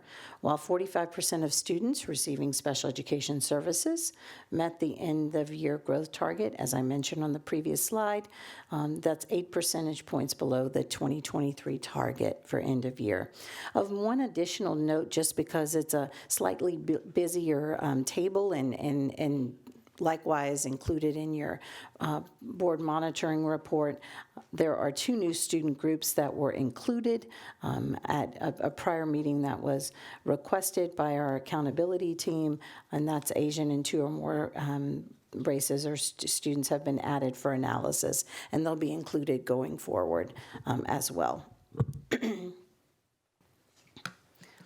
For math, 53% of students, all K through 8 students, met their projected growth target, and 48% of students receiving special education services met their end-of-year growth target. Both are likewise shy of the target for math goal progress measures that you have set for our students receiving special education services in scorecard goal 1 with these growth and progress measures, and again, 8% from the end-of-year target. So a deeper dive allows us to look at student groups of our students receiving special education services and helps us to understand where that overall 8 percentage point gap from our end of year target sort of lies, and provides direction for us for continuing and improving, refining our district improvement efforts for all students at that, especially with that disaggregated look. Likewise, for mathematics,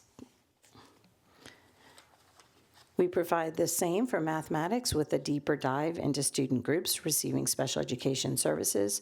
And again, this is how that is distributed and laid out from us being 8% from that end of year target by student group.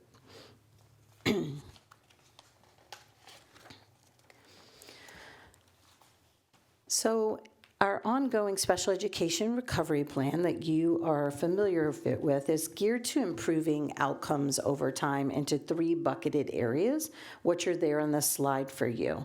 For this evening, we're going to highlight a few aspects of current work and future planning associated with priorities 1 and 2 that are listed there, and we'll just bring out a few of those highlights in the explanation, and Dr. Cherry Lee will assist us with that. Thank you. Good evening. So regarding priority 1, vision and shared ownership, I'm going to take note of 3 efforts. First, Stetson's inclusive schools training completed by all campuses this spring, followed up by personalized technical on-site assistance for schools that also happened this spring. There's a few happening in June, and then there'll be a couple more in August. We also are providing special education intensive learning sessions at our Leadership Institute in July, and then Principal Institute meetings going on through the 23 and 24 school year. Regarding priority 2, several efforts are underway to improve Tier 1 instruction, specifically a redesign of our curriculum blueprints that include examples and recommendations for scaffolding instruction grounded in universal design for learning. Second, expanded training and implementation of a robust MTSS process centered around building positive relationships with students. And lastly, a focused K-3 literacy initiative for improved direct and systematic phonics instruction aligned with House Bill 3 that includes the purchase of hands-on teaching materials, student consumables, and training for both general education teachers and special education teachers.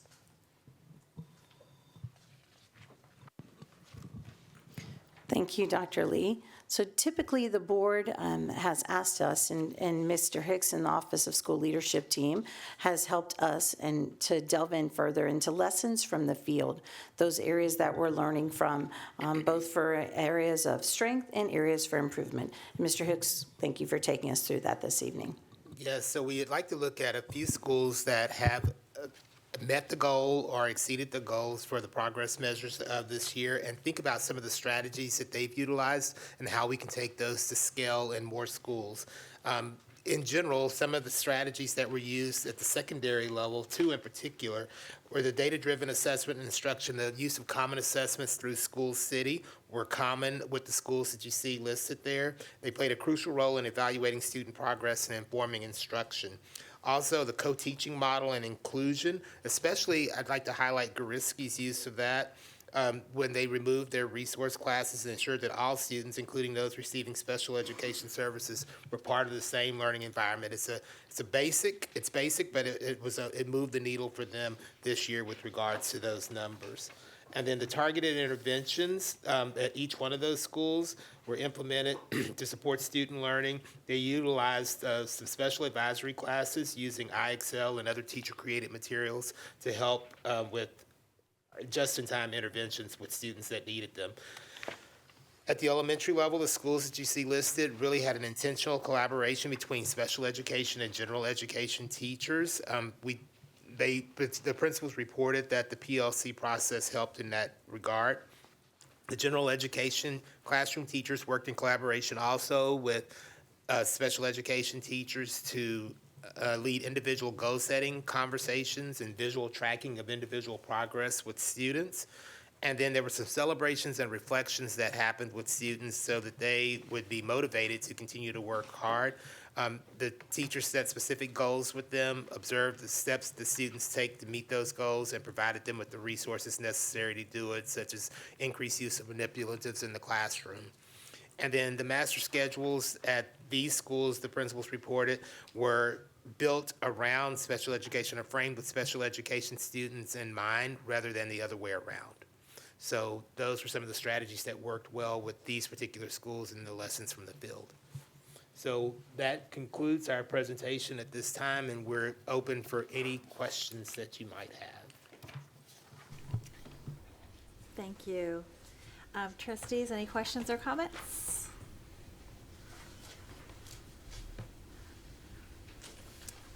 Did you have something? Vice President Foster? So, I think we all have an appreciation for the disaggregation of data that was introduced, however many years ago with NCLB and all that, and it tells us a lot. One of my ongoing questions is, once we see differences among student populations, what do we make of that, and what's going on? And then how do we account for that in our practices? So if we go and say, all right, well, we're going to enact this strategy, and it's a global strategy that's going to affect all students, and so, okay, all students rose some, that didn't do anything with the differences among students. So how do we get granular so that we're not just trying to make global improvements, but rather we're attacking the reality of differences in achievement levels among groups?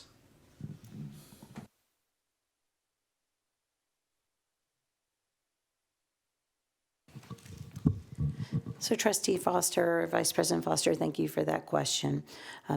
The peeling back of the disaggregated data is certainly a part of that conversation.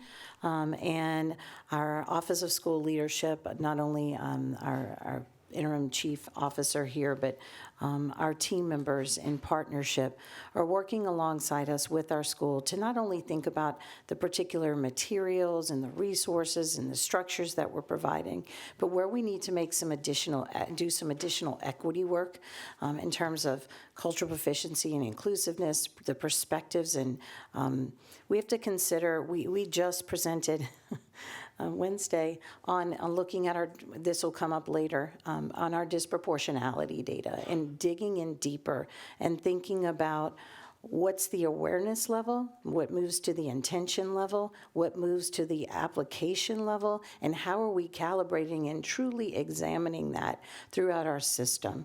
And so those granular discussions are coaching discussions. You can buy materials and resources, and then there has to be a transformational planning and discussion and reflection that starts at that level of awareness and intention. So from that discussion this past Wednesday, looking at these data, our Office of School Leadership, alongside us in our academics team, are building that capacity with our team members. One thing I want to highlight and bring to light, just to sort of color in the spaces around that. For the first time this year, you're familiar that our professional learning exchange day course was required for all general education and special education teachers. It was a 3-hour course. It was a start, right? It was a start of what we did. This year, there was a cross-functional course developed in close partnership, knowing that the disparities that you're seeing in the student data here, you're going to hear those throughout the system. And so in partnership with our multilingual education team, also with our SOS team, our CP&I, Culture, Proficiency, Inclusiveness, and SEL team, and co-designing, how do we really lift the needs of all learners? And universal design is not only for students with disabilities. We need to design classroom experiences for the students that are there. And there's a lot of layers of the unpacking that still needs to be done there, which you can tell from the data that are reflected here. Mr. Hicks or Dr. Lee, anything else? Yeah, I think that's a great question, and thank you for posing that. I would say that, research shows what we need to be doing. And so I want to thank the board for allowing us to have 75 instructional coaches that are going to be supporting teacher efficacy, because that is the number one research-based data point that moves the needle for teachers, or moves the needle for students rather, right? And it also helps teachers feel confident and stay in the profession longer. We have to ensure that our teachers are equipped with the skills and knowledge that they need. So I'm really excited about having the instructional coaches. It's going to be really important to have their work aligned across campuses so that all of them are aligned with instructional materials that they're using, as well as the practice, right? We have to have direct instruction, we have to have explicit instruction, we have to have opportunities for creative learning strategies, which we already have in the district, to be embedded in those lesson plans to engage learners. Everything has to be based on that relationship with students first, right? Teaching and learning is predicated on strong relationships. So continue with our SEL across our campuses, starting young, continuing on through 12th grade is going to be important as well. And again, alignment with our instructional coaches, with our academic coaching specialists at the district level, as well as with our special education coordinators and specialists too. So just alignment. And I would like to add too that when we think about the Stetson report and the clear and inclusive vision with shared ownership, what's really important there is the mindset shift that's occurring, that we are intentionally trying to enact in the district, where we think about all students being general education students first, and that on grade level instruction is important for all kids, and there are some variables that might be a part of that. The accommodations, for example, need to be implemented at a very systematically for all kids, and then we need to monitor the progress of kids, and learning needs to be personal for each one and very intentional. I mentioned that some of the schools reported that they had targeted interventions for kids, that they were very targeted in their planning for them, and that's what we need to do as well, is to make sure that on grade level instruction is happening in a systematic way. So the resources that we have available for kids need to be intentional. The people that are working with kids need to be intentional, and the systems that we put in place, we need to be intentional for them as well. And that's what we're working to improve daily. I appreciate that. Yeah, so if I were to make something up, and I observe teachers, and I go into a classroom and I watch for 15 minutes, and I see that this particular teacher systematically calls on boys and not girls, or systematically and with full non-intentionality is almost expecting these kids to be this way and these kids to be that way. I'll never forget watching a documentary where a teacher said, "Oh, I always love when there's an Indian student in my classroom because I know they're going to be great." And working with pre-service teachers saying, "What do you think about that statement?" And that statement has, of course, broad implications for that particular student, but it has implications for, like, well, gosh, if that's what you see when this student comes in the room, what do you see when another student comes in? You go, "Oh man, it's going to be a rough year. I've got 3 of them," whoever the they are.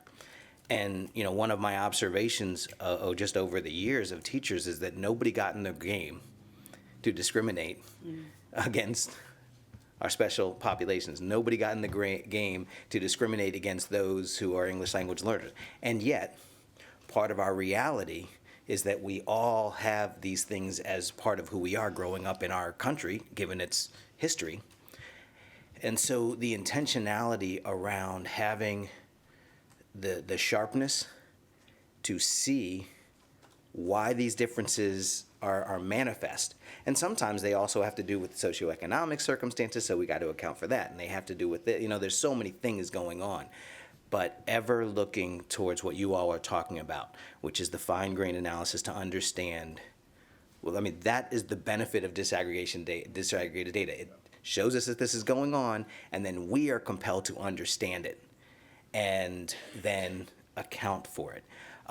So I guess I both applaud you and push you towards creating the space and the space of trust so that a teacher can have that revelation.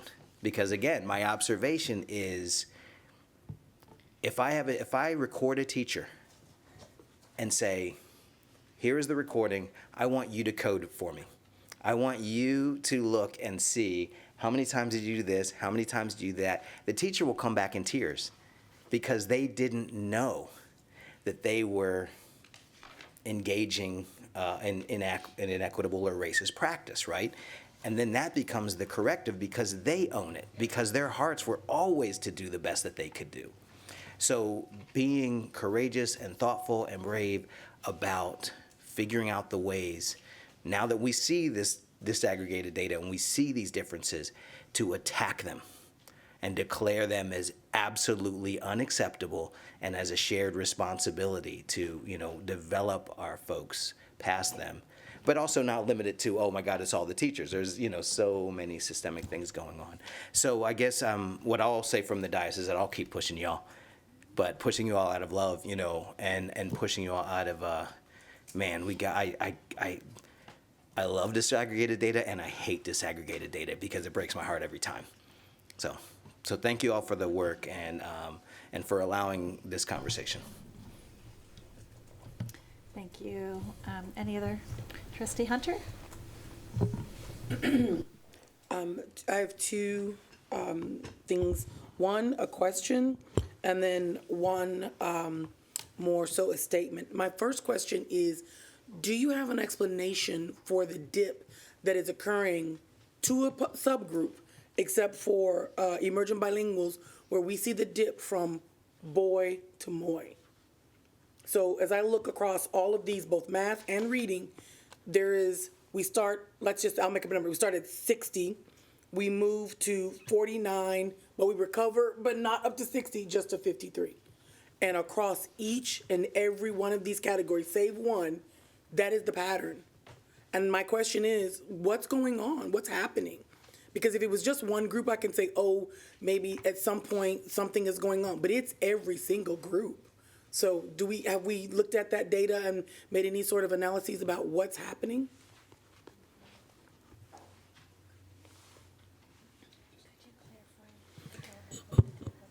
Okay, so students, when we go from boy to moy and moy to end of year. Okay, so if I look here, right, if I look at all African American, it's 55. From fall to winter, it's 43. Now, for African Americans, they don't recover. It's still 43 at the end of the year. This is fall to fall, so that's last year fall to this year fall. Yes, so no, this is, yes, fall to fall, boy to boy, then boy to moy, yeah. So we start here, right? Am I right on that? So when the kids took the boy this year. Can I join in? Yes, please. My understanding of this chart, and I don't know whether our viewers can see it, but the first three columns are boy to boy, meaning the 2021 fall. 22. 21. Oh, 21, I'm sorry. And 22 this year. what percent of students made the projected growth over that full year to 2022? Then the next three columns and the next three columns are comparing this year's boy to moy, this year's moy to end of year. That's correct. But the first category is like a different measure because that's looking at over the course of an entire year, what percentage of students made the growth last year. I don't think that negates your question. No, it doesn't. So But- you're perfect. Thank you for helping me Yeah. with that. So we still see there's a dip and then the rise. It's not as great. How are they making growth over the course of a whole year, but they're not making the growth from quarter to quarter? Exactly. Is it quarter? Yeah, whatever. So are you referring to table 1 from your document? Which Table particular? 2 and table 1. Okay, so table 1 it's sort of a point of comparison of all students, right?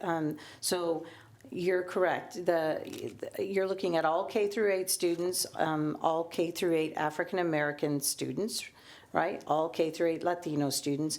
The column it's to show a relative comparison of our students receiving special education services on the bottom all the way across. The first set of columns, Trustee Kaufman is correct, is from that beginning of year where they were, of the prior year, and sort of doing that, tracking those students that's over the year, and then it's measuring something different beginning of year to middle of year in the center section, and beginning of year to end of year. What that is telling us is that our students are making relative growth, but not maintaining their growth target, their growth progress measure. And so there's an expected growth that we would see to show them tracking. This isn't overall performance.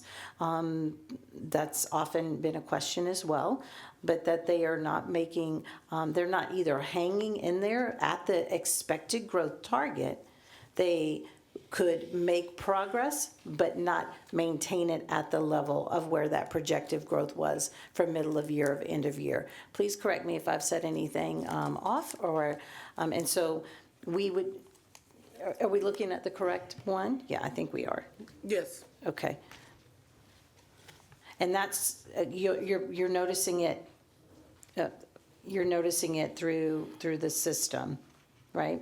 Mm-hmm. So we have this information now. If they're not the whole point of doing MAP, right, is to track that growth. I know that we get our little chart that says by you're here and by fall, we want you to be at 230 or 260 or whatever. And then it's just like, oh, I only got to 248, Mom. But then in the spring, it was like, oh, so I get that and I see that. But when I look at this, what are we doing about this is my question. Like, we have this data now. That's what the MAP is doing. It's not tracking how well students are doing. It's like, are they meeting their personal individual target? And then we look here to say, hey, everybody as a whole, this is where we are. So Dr. Susan Diaz has joined us as well. Thank you. So I did want to say something about the data, and it's I have spoken with Melissa, who is our MAP representative, because I have pointed out that that first column does not make sense because you're comparing basically 1 year to the next year, and when those kids are taking the test at the beginning of the year, they've spent a whole summer not learning. I mean, not that they're not learning, but they haven't received instruction. So when I present the data to you, I take that off because that's not what we're looking at. We're looking at the middle column and the column to the right. So there have been some questions about, this is the way the data has always been reported to you, but I did question, this doesn't make any sense because you're talking about students during the summer and they haven't received any instruction. So I present that data to you, I cut it off. Drew left it in, but I do have concerns about the validity of like what that column is not really telling you anything because again the children are not receiving instruction in the summer, and what we're trying to measure is how they're growing based on the instruction that they're receiving during the school year. So that's another discussion that we need to have about, should that be removed from the reports that you receive? Well, I mean, I got it now, but if you feel like you need to remove it, that's all good. Well, I always remove it. Thank you. Because, I appreciate that. Again, they didn't receive any instruction in the summer. And so I guess for the superintendent and you guys, when we see these, is to kind of know like, this is what it's showing us, and here's what we're suggesting happens instructionally. So I heard Dr. Lee mention SEL, right? And then my second part is that if we understand the value of SEL, then why is it done so haphazardly? And I don't mean that out of disrespect, because I've been very fortunate to have my kids at school where people were like, come hell or high water, in spite of what everything else is doing, we're gonna make sure SEL is taught here. But I know that it's not happening across our system. And so, like you say, we understand it's important from K to 12. Absolutely. Like, I just would ask that we kind of think about how that's being implemented. And because right now, I feel as a parent, it's like shooting dot. If you come up craps, you come up craps. If you come up sixes, then good for your school or whatever. But right now, I don't see it across our system. And that may be, again, something where you have to bring me along where it's like, oh, you don't see it here, but it's actually happening here, right? So those are just the two things. It's just one, I really needed to understand this chart. Right. I spent a lot of time with this chart today. Trust me. Yeah, As someone who has learning comprehension deficit, that was a lot. And then the SEL piece is like, if we know it's important, then why isn't it implemented more? I don't even have the word. I don't know the word. That fidelity of implementation. Yeah, great. I just didn't want to use that word. Yeah, you didn't. Because we use that word, we throw that word a lot. All right. But that's really what I mean is That's with fidelity. exactly that alignment and coherence in the system. Yeah. And bringing out through scorecard goal 1, sort of what you're finding, and the questions you brought, actually table 1, that's your system, right? The special education is that final row. You really elevate the kinds of questions system-wide, not only students with services, because we've got to address the needs of our most marginalized students to lift all boats in the system. So we have to have strong tier 1. We have to have tier 1 is likewise direct SEL and supports. Having that be a part of the overall instructional program for our students and the experience for our students. And to Dr. Diaz's point, we can certainly, I'm curious about us overall changing some of the aspects of the way the board monitoring report is written. It's in a certain template in the way that it's populated. But we want to be able to see our students tracking if they've made the growth that we are likewise looking to see from that beginning of the year to middle of the year and beginning of year to end of year, some of our students maintaining growth, but you're actually trying to see more students kind of beat and continuing to grow even further. So that's something that we can examine. I heard Dr. Leaf, you wanted to add in one other thing? Yeah, MAP is a very complex tool, right? Because it's measuring both achievement and it's measuring growth. You're seeing growth here, but there's also the achievement aspects, and then disaggregating the different components of your child's learning along the way too. Because like you said, when you get your child's report, you're seeing their growth and their achievement in the different areas that the assessment's measuring. So that might be helpful as well to be able to dive a little deeper into the aspects that the test is measuring. And we see here, math, but we don't see like at what grade level it's broken down. Correct. Because I love that To when the I look at different the areas, map report absolutely. and I'm like, that geometry gets us every time, but algebra, we got that. And that is So, so yeah. helpful for teachers because the report actually links specific strategies and instructional moves that teachers can be making to support students in those, areas of growth or areas where they're doing really well. Like, what can I do next? Because we're always trying to, grow students. We're not trying to just keep them there. We're trying to grow even students that are doing really well in certain areas as well. Thank you for helping me understand this and for looking at it overall. Thank you. Thank you. Sure. I love these data questions. Thanks, Trustee Hunter. Trustee Kaufman, did you have a comment? Yes, thank you also for the data and the presentation. Especially thank you for the look into strategies that you're finding effective. I just want to, I want to renew my request to Superintendent Matias to go to that we include in these reports data on the implementation too. So not just that these are the strategies that we're using, but X number of teachers attended this training, or the 600 new teachers we've hired will be attending that training in August, or we're seeing the use of manipulatives based on this observation tool, we're seeing this practice taking place in this number of classrooms. So we can get a better idea of the strategies to the results, kind of the middle step of implementation.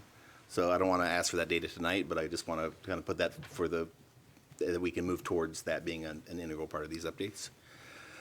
And I also just want to, as I hear some of the strategies that are working for schools, I hope we can also, pinpoint which of those strategies need to be universal, where we know that that's best practice for every single school to be doing, and which ones are those that are the best for that campus.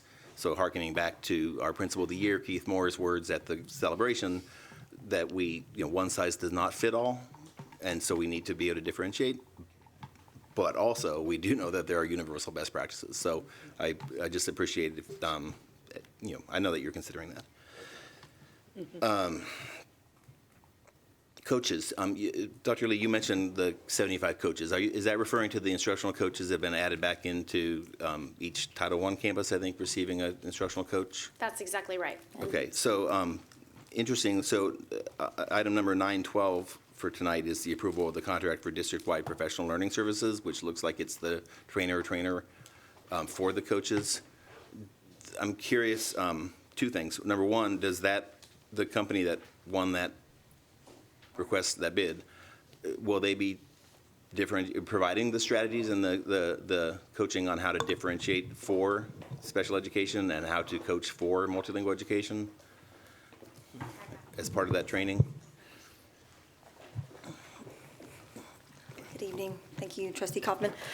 Yes, sir. So Engage to Learn is our partner on that, and the reason that we did choose that as a partner is because they are not a canned, here's your coaching model.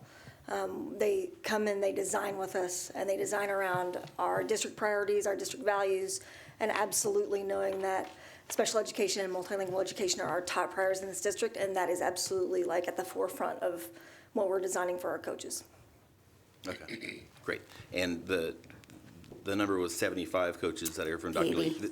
What? It's actually 90, 80 are out of title, and 10 are out of local. Okay. So just kind of a coordination check here. The contract indicates, I thought, like 40 people It's the being- trainer, so Oh, I that's who see. they're training, and then we will turn that around Got for it. our coaches. So we're building our internal capacity so that we can continue to push that forward. Perfect, thank you. You bet. All right, and one more data question on the growth targets. So I understand part of the reason that we're looking at the growth is because we know that there are students who are achieving the standard that we want to see them continue to grow, and we know that there are students who are a couple years away from meeting the standards, and we want to recognize that they're on the target, on progress towards that. But help me understand again kind of how to interpret these numbers. So what is the expectation, right? So if we think about like right now, what we expect for the outcomes to be for any group of students, it's going to be somewhere hopefully between where we are today and where we, 100%, where we want to be. But we're not expecting it to be 100% right now. Is it a reasonable expectation, given the way that the student growth targets are calculated? Is it a reasonable expectation that we could and eventually should be getting 100% every time? Because that target was personalized for that student, and if they're receiving the instruction, and if they're receiving the support, and if they're attending school, and if they're supported at home with getting the work done, that they can all achieve that each year?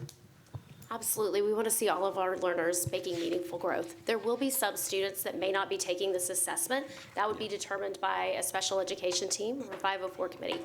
But the vast majority of our students are taking this assessment along with our STAR test, and we have high expectations for all learners, so they should be meeting their growth target. Absolutely. Okay, so that's where we're, so these are modest goals still in terms of where we really are trying to get to. Okay. So this is, I want to just take a moment to highlight, like, this is depressing again, right, to see the results and to know that we, and this is, again, and it's not just AISD, it's depressing when you look at NAEP scores nationally, it's depressing when you look at any state scores, the gaps that are persistent, and so knowing that that's a universal issue. But I just want, because when I hear what you're telling us and I read between the lines of what you're saying, and when I talk to principals and I talk to teachers and my own experience of committing 30 years to this work for a reason, and I hear that reason for everybody, right? And the reason is that we believe that this is possible, right? We believe that our kids can and must do better, and we own that responsibility and accept the accountability that it's our job to help them get there. And so I just want to, I want to continue to be alarmed by the data, right? But I also want to continue this belief that we can do this. And so this is going to be a little corny, but I just finished watching Ted Lasso today, episode 3. So I'm just going to put this up to remind us that we got to believe that we can do this. This is called wasted district resources.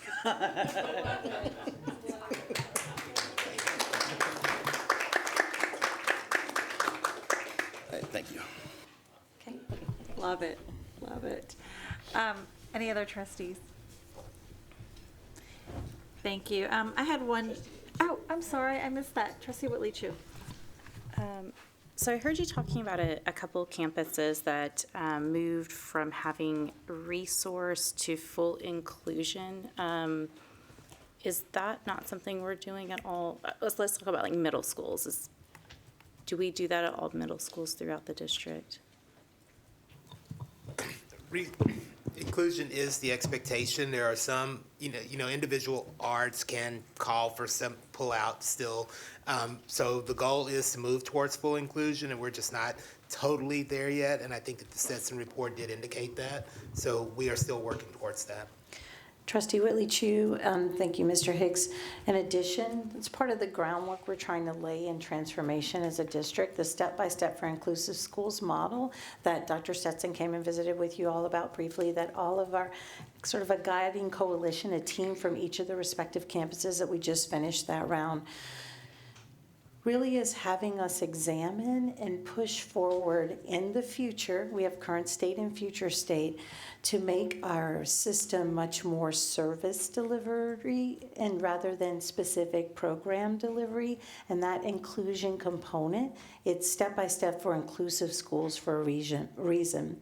So there is a lot of work being done in that area. Examination, awareness at the individual campus level with the coaching of our own team members and also the Stetson team. And so that is a practice where when our students have greater and greater access with the right and appropriate scaffolds and supports to high quality grade level TEKS instruction with the scaffolds to assist them there, we tend to see greater and greater growth. That's not something that our community hasn't likewise brought forward to us. There are some specially designed services that we need to address for all students depending upon their or their individual education program of their IEP. And so even Dr. Stetson will say that you don't make sweeping moves of any and all things for students, but moving towards how do we not place students over time, that's part of the groundwork we're laying into our current, what's our programming, but shift the needle to really build services around the needs of our students with much more intention. So that was an example of the campus, or there's some campuses that Mr. Hicks highlighted or consolidated in a response, where then not only is there the awareness, but the belief system starts to be changed because we're actually seeing greater and greater progress around those students who are accessing that. Thank you. And do we have a percentage of students, so in an inclusion class, is there a policy around what percentage of students have special needs instead of, like, or do we just have, like, when I taught inclusion at Pierce, we had resource the first year, and the second year we did full inclusion. And my class was a full class size, and it was 50-50. Which now, when I'm reading a book that was Your Students, My Students, it made that as an example of some places do as much as 50-50, which is not acceptable. And I really enjoyed that class. I got to work with Kevin Anderson, who's still at Garcia, who's amazing, and we made it work, but it probably wasn't ideal for students with staffing. So do we have campuses that are still like that? And are we moving towards some goals of what an inclusion class should look like? Yeah. So really we look at several things in sort of the Stetson approach around where are the advanced supports, where can we have particular peer models. You're talking more around like a co-teaching setting. There's a variety of ways that we can address inclusive needs of students, that being one structure. And so we look at, we do have examples. Dr. Stetson would say between sort of the general population and up to a third of that classroom should be the desired outcome. And that's why we look at examining our special education services, supports, and our staffing.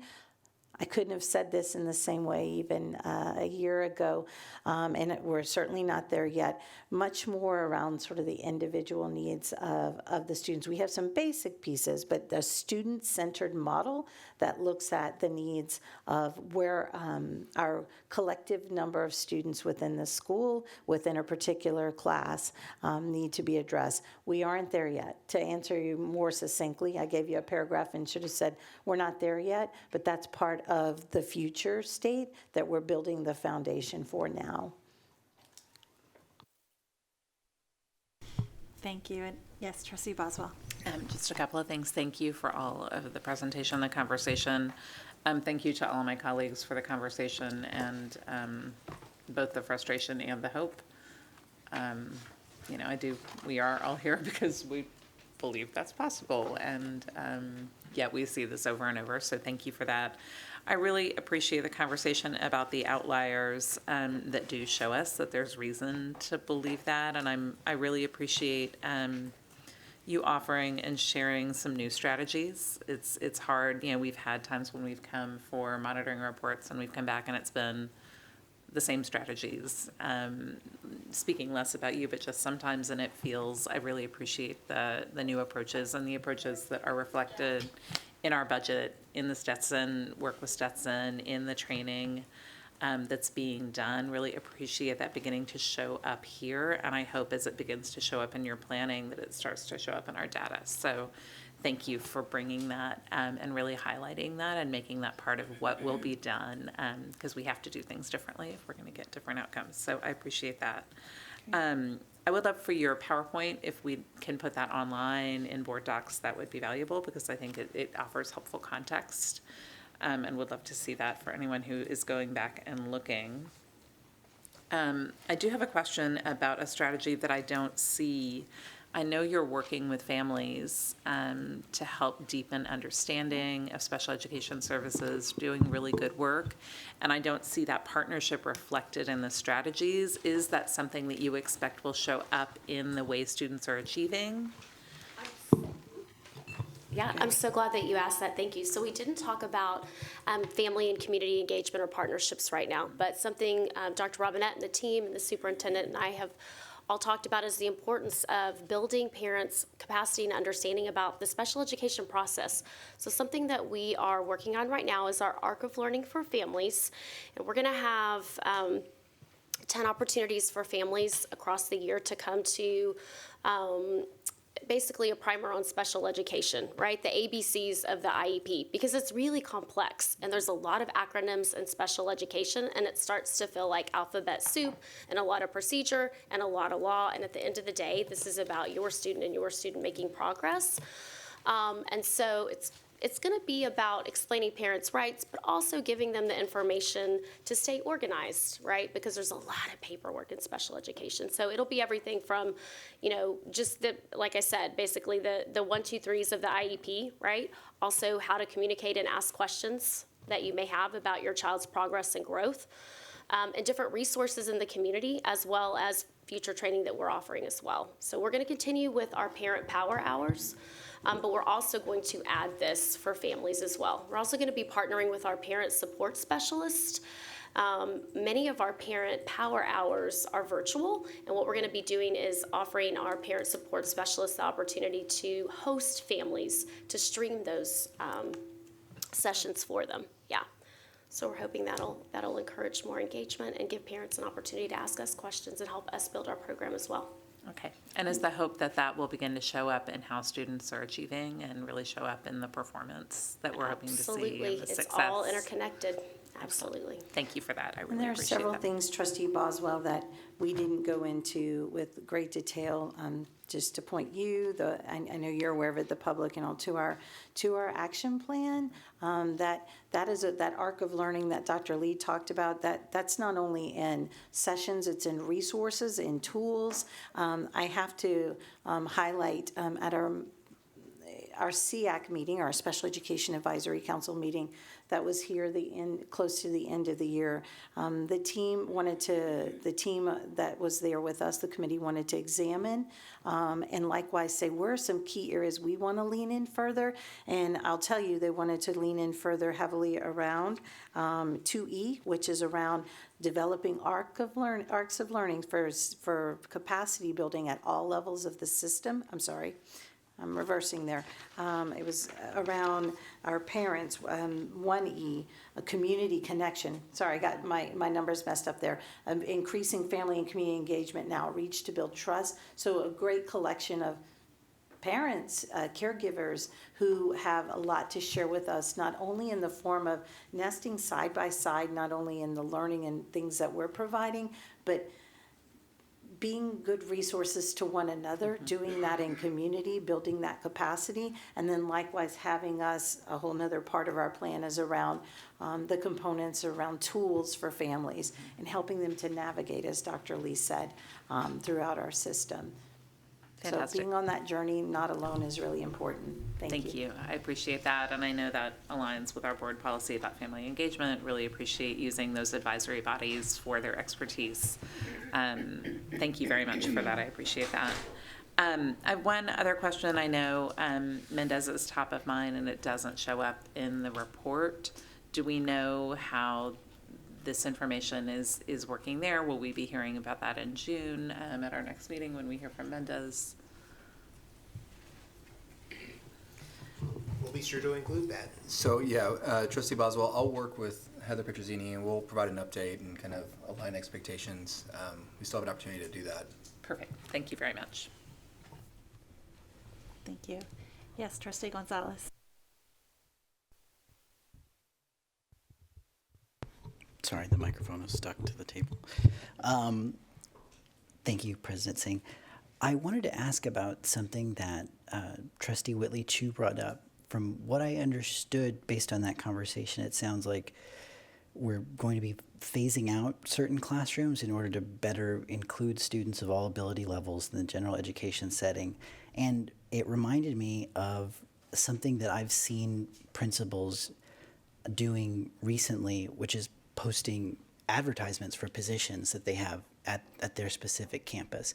And in those advertisements, I've seen language advertising certain classrooms as units. And it doesn't appear very inclusive to me that certain children are in units and that other children are in classrooms. And so I'd just like to point that out and ask that we consider that, because those are all over the place. Those are shared very widely. And I'd like to believe that we're working towards what was discussed with Trustee Whitley Chu. The other thing that I wanted to add is just to second what Trustee Hunter and Dr. Kaufman raised up, which is just around the implementation. I agree with all the antecedents that you identified in those outlier campuses, that those are absolutely what is necessary in order to create the most opportunities for a student to experience growth in the classroom, knowing what your master schedule is, having a positive rapport with your students, cultivating a relationship. Having recently been on a campus, I just really want to encourage the monitoring of the implementation of all those things. I know that I experienced different levels of accessibility to my master schedule as a classroom teacher. There were certain years and certain campuses where I didn't receive the master schedule until the week before that the school year started. And then there were other years where I had it at the end of the previous school year. And so those differences allow me as a teacher to plan very differently for all the children that I'm going to have in my classroom. But I agree with what your conclusions are. These are areas where we need to grow, and I agree that you know those things. I just don't feel confident that is going to happen going into this upcoming school year, that things are going to be dramatically different. And I want to feel that way, that every math teacher that has a special education student feels confident in writing an IEP, feels confident in progress monitoring all of their students in those goals identified in the IEP, that they're supported by their campus principal in professional development, all those things. So anyway, I don't have to bemoan, I guess, the disappointment of the data, but I just second what Trustee Hunter and Kaufman had asked about. So that's it. Thank you. Thank you, Trustee Gonzalez. Always helpful to hear from someone who's been in the classroom recently, so thank you for that. Are there any other comments from trustees? So I would like to just ask a question. First of all, this is amazing, and you guys are doing such good work, and just I can tell, the multiple references to Dr. Stetson, like I know we're using the recommendations that have, like we're leaning into that. So just thank you all for your commitment to this. And just building off the implementation fidelity and other factors beyond just the quality of teaching, how how sooner teachers getting their schedules is a factor. But I always go back to looking at the actual staffing at the campuses. So I am, once again, like really glad we're investing in compensation and that $7,000 bonus for sped teachers, especially as I look at, one of our recent board updates, Superintendent Segura, and looking at where our sped vacancies are, over 60% or 60, I think it's like 66% of them are in our Title I campuses. Right now, maybe it's gotten better since May when this report was given to us. But I would love to hear at a future meeting just more about how we are steering our most qualified teachers to the campuses that need it most, because that is like the fundamental, like that's the first step in implementation. Fidelity is there a certified teacher in that classroom, and then we can worry about, are they actually doing all of the right types of instruction? So I think that's a really critical piece of all of this. The other thing I'd be really interested in looking at is I'm wondering if like the number of students with IEPs in a classroom has an impact on scores on the map. So if you have a teacher that has, 7 students with an IEP versus a teacher who has maybe 15 or 16, and it's, one teacher in each classroom with the same qualifications, I would imagine that, there are some differences in student outcomes, yet we're not really capturing that yet in our board monitoring report. So I worry sometimes that we're missing some of the pieces that are contributing to the outliers that are successful. And now I'm not trying to continue plugging the DRE department, but that is something that a DRE department would help us see. Like that's the manpower, right? That and woman power that we would want to use to help us make good decisions for our students. But regardless of all that, I know that you guys are aware of this, but I just wanted to have us as a board think about that as we go into Lone Star governance later this summer, and think about how we might tweak our board monitoring reports to be more helpful to us. So thank you for that. Any other trustees have comments? All right. Well, I believe. Thank the team. Oh, thank you, team. No, can we ask them the team who put it together? Oh yeah, can you share with us who else is on your team, or would you like to say anything about your team that's been working? Or who's with here you? tonight? That's here tonight. So from our we're all on one team, so that's the great thing Great about answer. it. Love it. There you go. Shared ownership, we're all on one Yes. team. As part of special education, of course, you've met Dr. Lee, Dr. Teresa Rocha-Gill, our executive director. Is she still back there? There she is. There you are. Of evaluations and compliance. Mr. Hicks, do you want me to announce them? You go right ahead. Everybody could stand and they would be part of the team when we think about shared accountability. But if I single out those that are in the Office of School Leadership, we have Lakeisha Drinks with us tonight with the Elementary Associate Superintendent, and we have Dr. Angel Wilson with us, the Secondary Assistant Superintendent. I'm sorry, Mr. Segura. I'd also like to recognize Yvette Cardenas that's here as well from the Multilingual Department. She plays an important role in working with our team as well. And Dr. Diaz. And Dr. Diaz, Dr. V. See, we're going to forget somebody that's why I said everyone should just stand. So thank you. Thank you. Thank you for that, Dr. Kaufman. Appreciate that. Thank you. Great. And particular shout out to our 2 new associate superintendents. Is that what they're called? Assistant superintendents. Yes. Lakeisha Driggs and Dr. Angel Wilson. Thank you. Yes. Okay, so I wanted to. Okay, so this really ends the section on the information reports from the administration. So We will now move into the preview of the upcoming regular board agendas, and this really allows the public and trustees the opportunity to review the agenda items that will be considered for a vote at our next regular board meeting.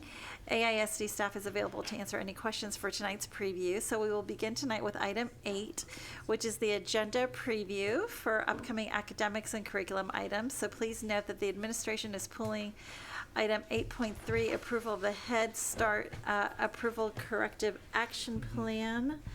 And we'll bring this item back in August. And I wanted to double check, Trustee Kaufman, did we remove the one item that you were interested? Yes, Vice President has addressed that. Okay, So that, that was 12.1 EHBE local policy updates. okay, so that will also be moved. We'll move it. We'll move that, okay, thank you. Separate vote. Yes, well, no, that's No. actually, we were actually requesting that that would be moved to Yeah, the Trustee Foster has the August, plan. agenda, and the reason there, would you like to share, policy committee chair on the rationale? Just for transparency.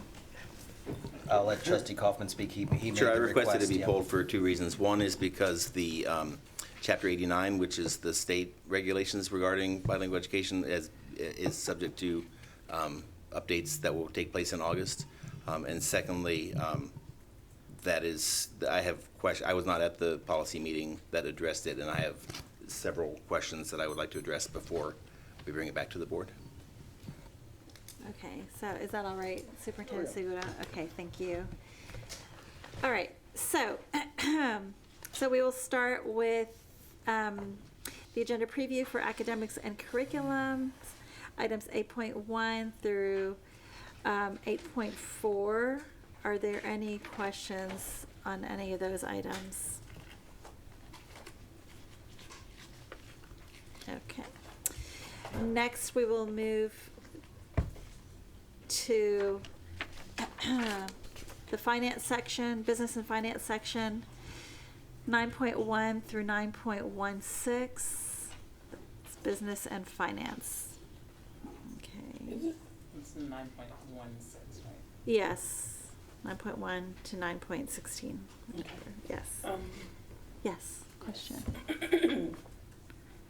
Just making sure. This is.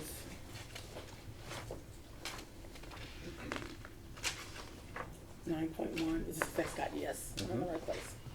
Yes. Did you have a question about that? I do have a question about that. Okay. I'm gonna tell on myself real quick. So I registered my kid on Tuesday. It's a little late, but as I was registering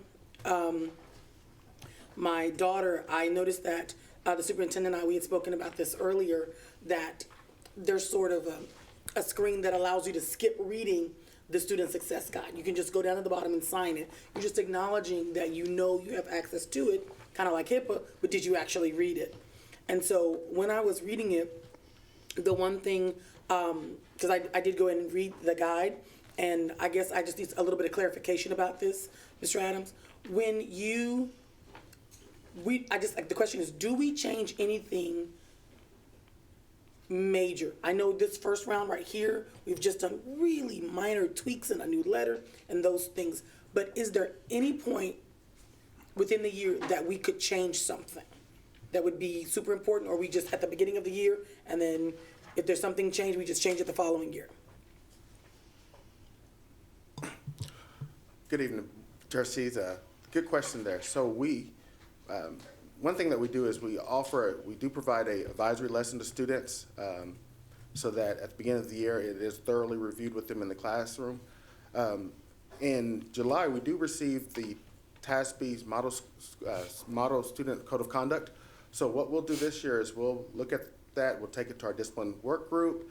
It'll be provided to the board policy for review, and then they can take that to the trustees to see if there's anything that needs to be amended in the student code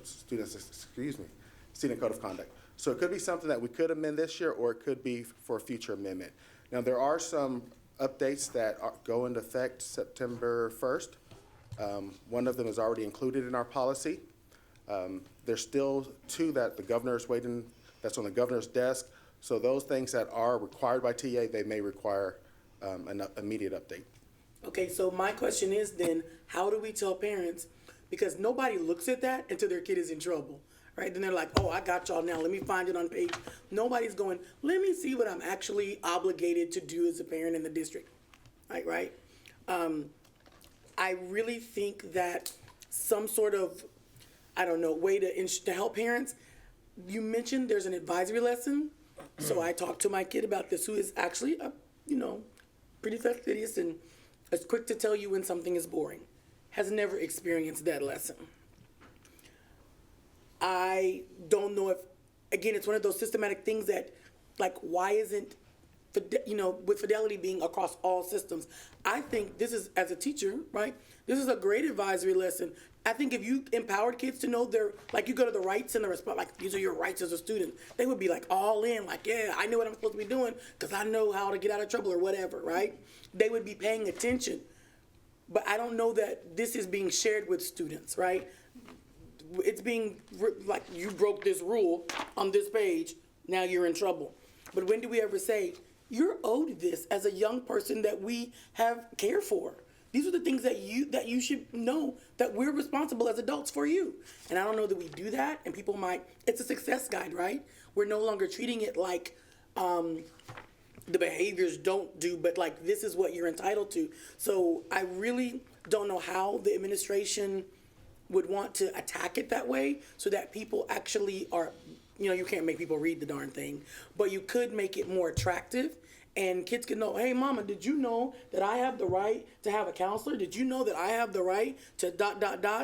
Because that's not what we dream here is not happening down there. I don't know how the administration chooses to implement that, but I would really ask the superintendent that we look at that and see that that's actually happening. Because it's actually a pretty darn good document, right?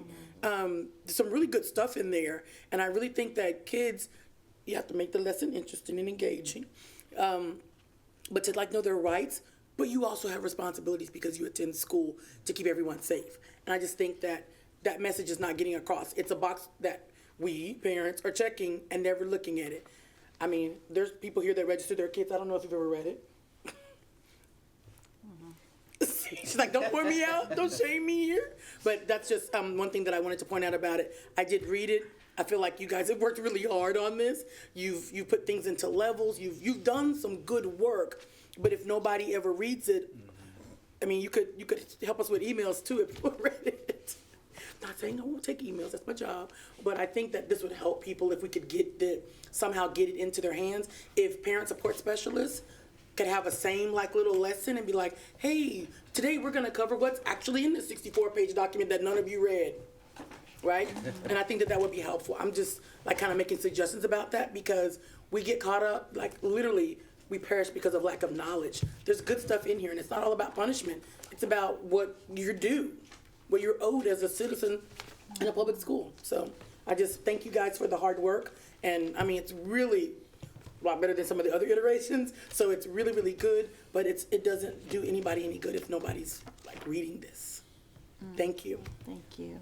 Yes, Trustee Foster. Yeah, and we should, of course, lift up Dr. Gloria Williams, who's shepherded the development of this and I dare say, dramatic improvement of this document and the reframing and reimagining of this is the penal code to this is imagined as something different. And I think we can feel it.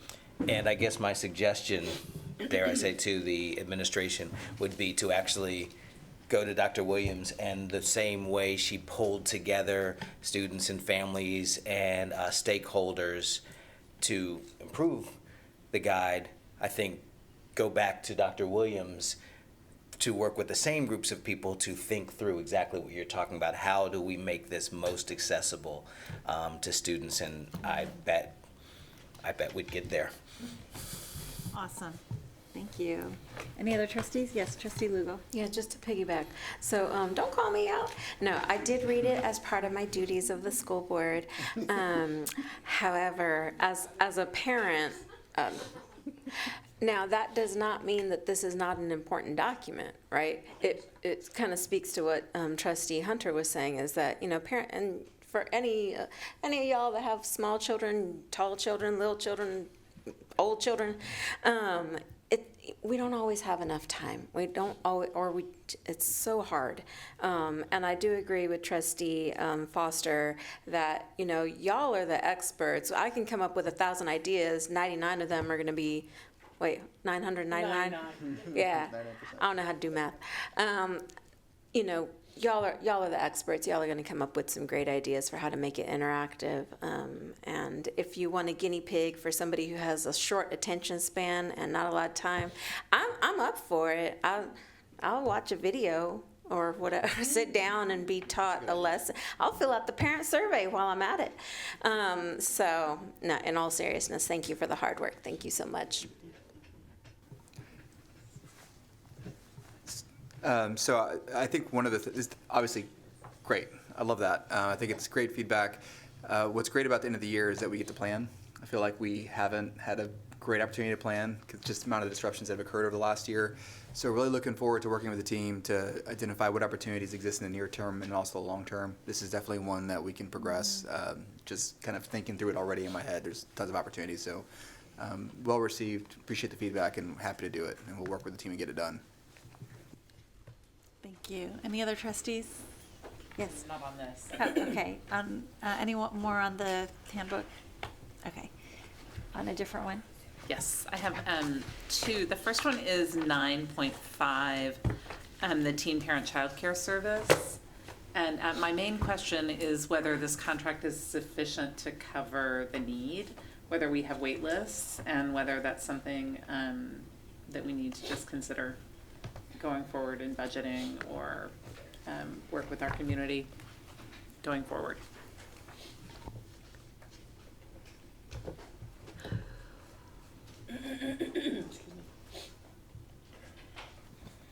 So the contract that you have before you would cover specific high schools where we have these programs, but based on the data that we have, there are further needs.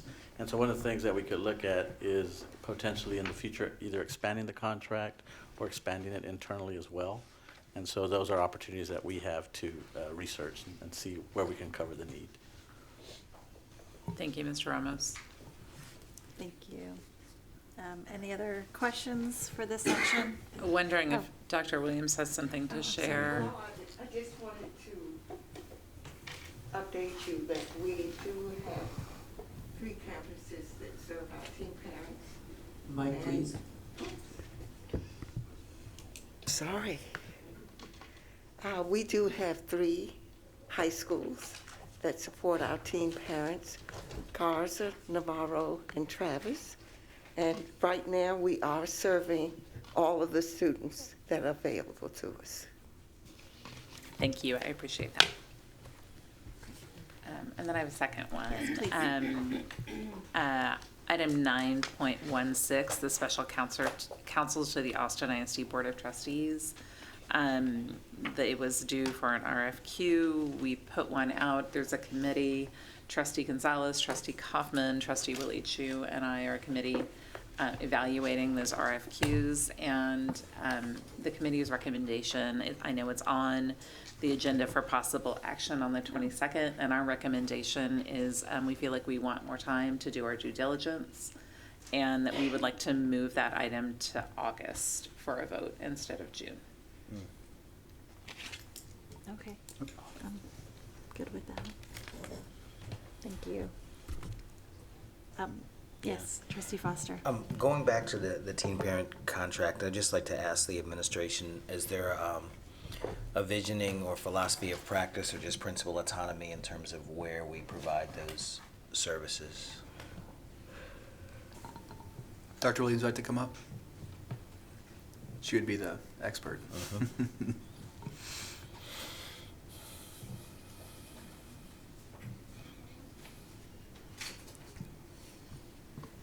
The campuses that I mentioned are the campuses with the larger number of students. We can even serve a student from another school as long as we can provide the transportation to have their baby served at that school. How are the campuses determined? Based on need, accessibility, If you notice, those three schools have served the kids for a number of years. Okay, thank you. You're welcome. All right, any other trustees? Yes, trustee Zapata. On item 9.4,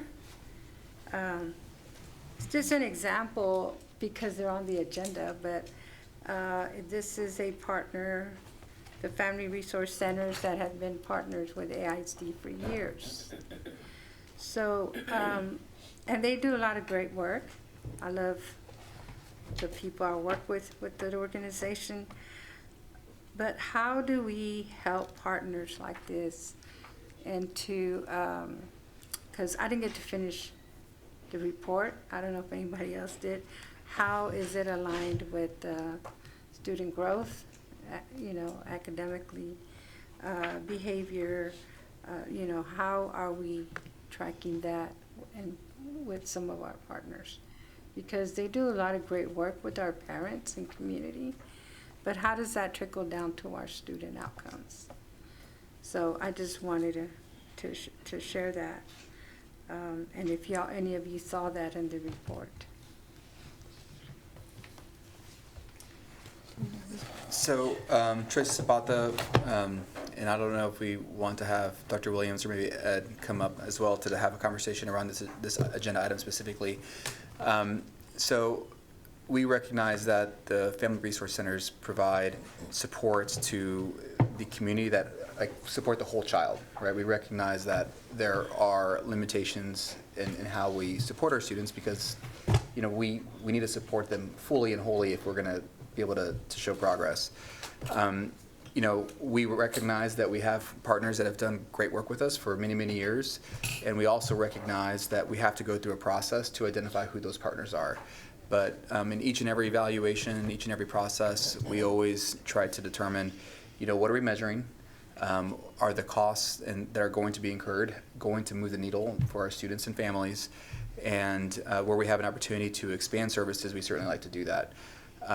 I don't know if we have key performance indicators. I doubt that we do regarding kind of what that investment looks like for this specific opportunity.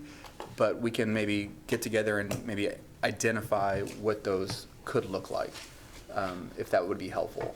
And we can maybe provide that as a kind of, you almost say like, okay, what have we observed over the last several years regarding these partnerships, and how can we prove that this is supported the students at those campuses? That would be, I think, okay. Thank you. Oh, sorry, I'm making Trustee Foster do things.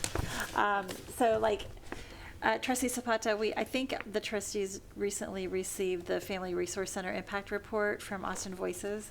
And that has some good information. And is it correct that that's part of our contract with our Family Resource Center providers? Okay, thank you. And then since y'all are up here, would you mind saying a few words about where we are, what we're approving and who we're approving, or who we're going to be voting on in a couple of weeks? And Trustee Zapata, did you have something else too? Yeah, so I'm not, I'm just because they're on the agenda today, I've just brought it up, but it's just in general with all our partners. So we don't have to go into any details. Yeah. Got it. Thank you. So for the Family Resource Centers, could you just share a little bit on the approach? So what you see before you that you'll vote on at the June 22nd meeting was an RFP specifically for the Family Resource Centers. We had 3 proposals come in, 2 very strong proposals from 2 long-time partners with Austin ISD. That was Austin Voices for Education and Youth and Communities and Schools of Central Texas. So we went through the procurement process, the evaluation process, and once all that was finalized, including interviews with 2 of the top organizations, the difference in point systems, which doesn't happen very often, was less than half a point. And so usually you have a big separation between the vendor that you will recommend. because the points were so close, because these are two strong organizations that currently are partners within the district, our recommendation is to begin contract negotiations with both partners. So we are awarding contracts to both partners. Okay, great. Thank you, I appreciate that. All right, if there are no more questions, I will thank you both. I'll move on to the agenda preview for Section 10, Facilities. Any questions or comments? All right, number 11 is Human Resources. Any questions or comments on those? All right, the next section is 12, Policy. And again, just please note, we'll be pulling item 12.1, EHBE Local Special Programs, Bilingual Education, ESL, and we'll bring this item back in August. But trustees, are there any questions on the policy items? I don't actually. Trustee Hunter. I don't actually see I don't see Oscar, and I don't see Katie, so maybe this question can wait. It was about our new system. She's here. Oh. Well, I just had a quick question. No, mm-mm. I'll send an email. Do you want to ask me and then I can Well, well, maybe you can look out for us, yeah. So 12.3 on our new system. I know that a lot of people in the Eastern Crescent of our community are very concerned about our new school that's opening because we're using the term, we don't want to over-enroll it. And while at the same time, we have over-enrollment all over our district. And I'm wondering if our new system is going to be able to help with that. I know that as we have some schools that are at like 110, 107, 105, is this system going to help us in any way, say, like, I know transfers is a part of it, but I really don't understand how it's a part of it and like what it will do. But is there anything built into the system that was like, you're at 99%, you need to be watching out for school A? So Trustee Hunter, I can probably actually answer this question. Oh, excellent. So the platform will help us manage all of it. I think what we've observed the last several years is that we have multiple systems managing multiple things. For instance, like multilingual transfers, or we have priority transfers. All of these things have historically lived in different areas within the organization. So we will have a platform that can align all of it. It's up to us as an organization to determine kind of what we want it to track. So that opportunity does exist. Your point around capacity versus utilization, that is a discussion that will take place with the board. I do know that the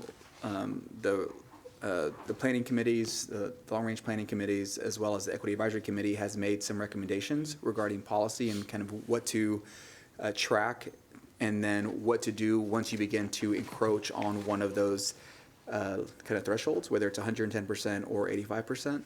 But we don't have consensus, and there isn't a policy yet that has that, right? But we will have that conversation with the board, I would suspect probably early next year, so that it's codified in policy, and then we can begin to track it over the course of the year and then make adjustments. So yes, and would be my response at this point. But yes, it will track all of those things. So early next school year, early next calendar year? Early next school year. Okay. That conversation, I think, will be helpful because we'll be able to take whatever comes out of that policy discussion and then begin to monitor those campuses as they go through the school year. Mm-hmm. And so by the time that we get to the end of the 23-24 school year, we'll have almost an entire year of data, and we'll be able to understand how that kind of aligns or doesn't align with the board policy. Again, we do have recommendations from the Long Range Planning Committee as well as the Equity Advisory Committee, but that is yet to become codified in policy. Okay. Thank you. And is there one more thing? I mean, I received a copy today. Is there a way that the policy committee could receive a copy of I know we have like the big piece of the LRs, but if we could receive those recommendations from EAC, or how do you want to do that? Let me come up with a recommendation because there are two things that are occurring. We have the long range planning document, and then we have the Equity Advisory Committee recommendations, and they are very much aligned, but I would want to get with Dr. Holly and her team because she has been working it before I make a final recommendation to the board. Perfect. Thank you so much. That'd be very helpful. All right. Anyone else? Okay. All right, so we will now move on to section 13, other. So trustees, are there any questions on these items? Oh, yes, trustee Gonzalez. Thank you.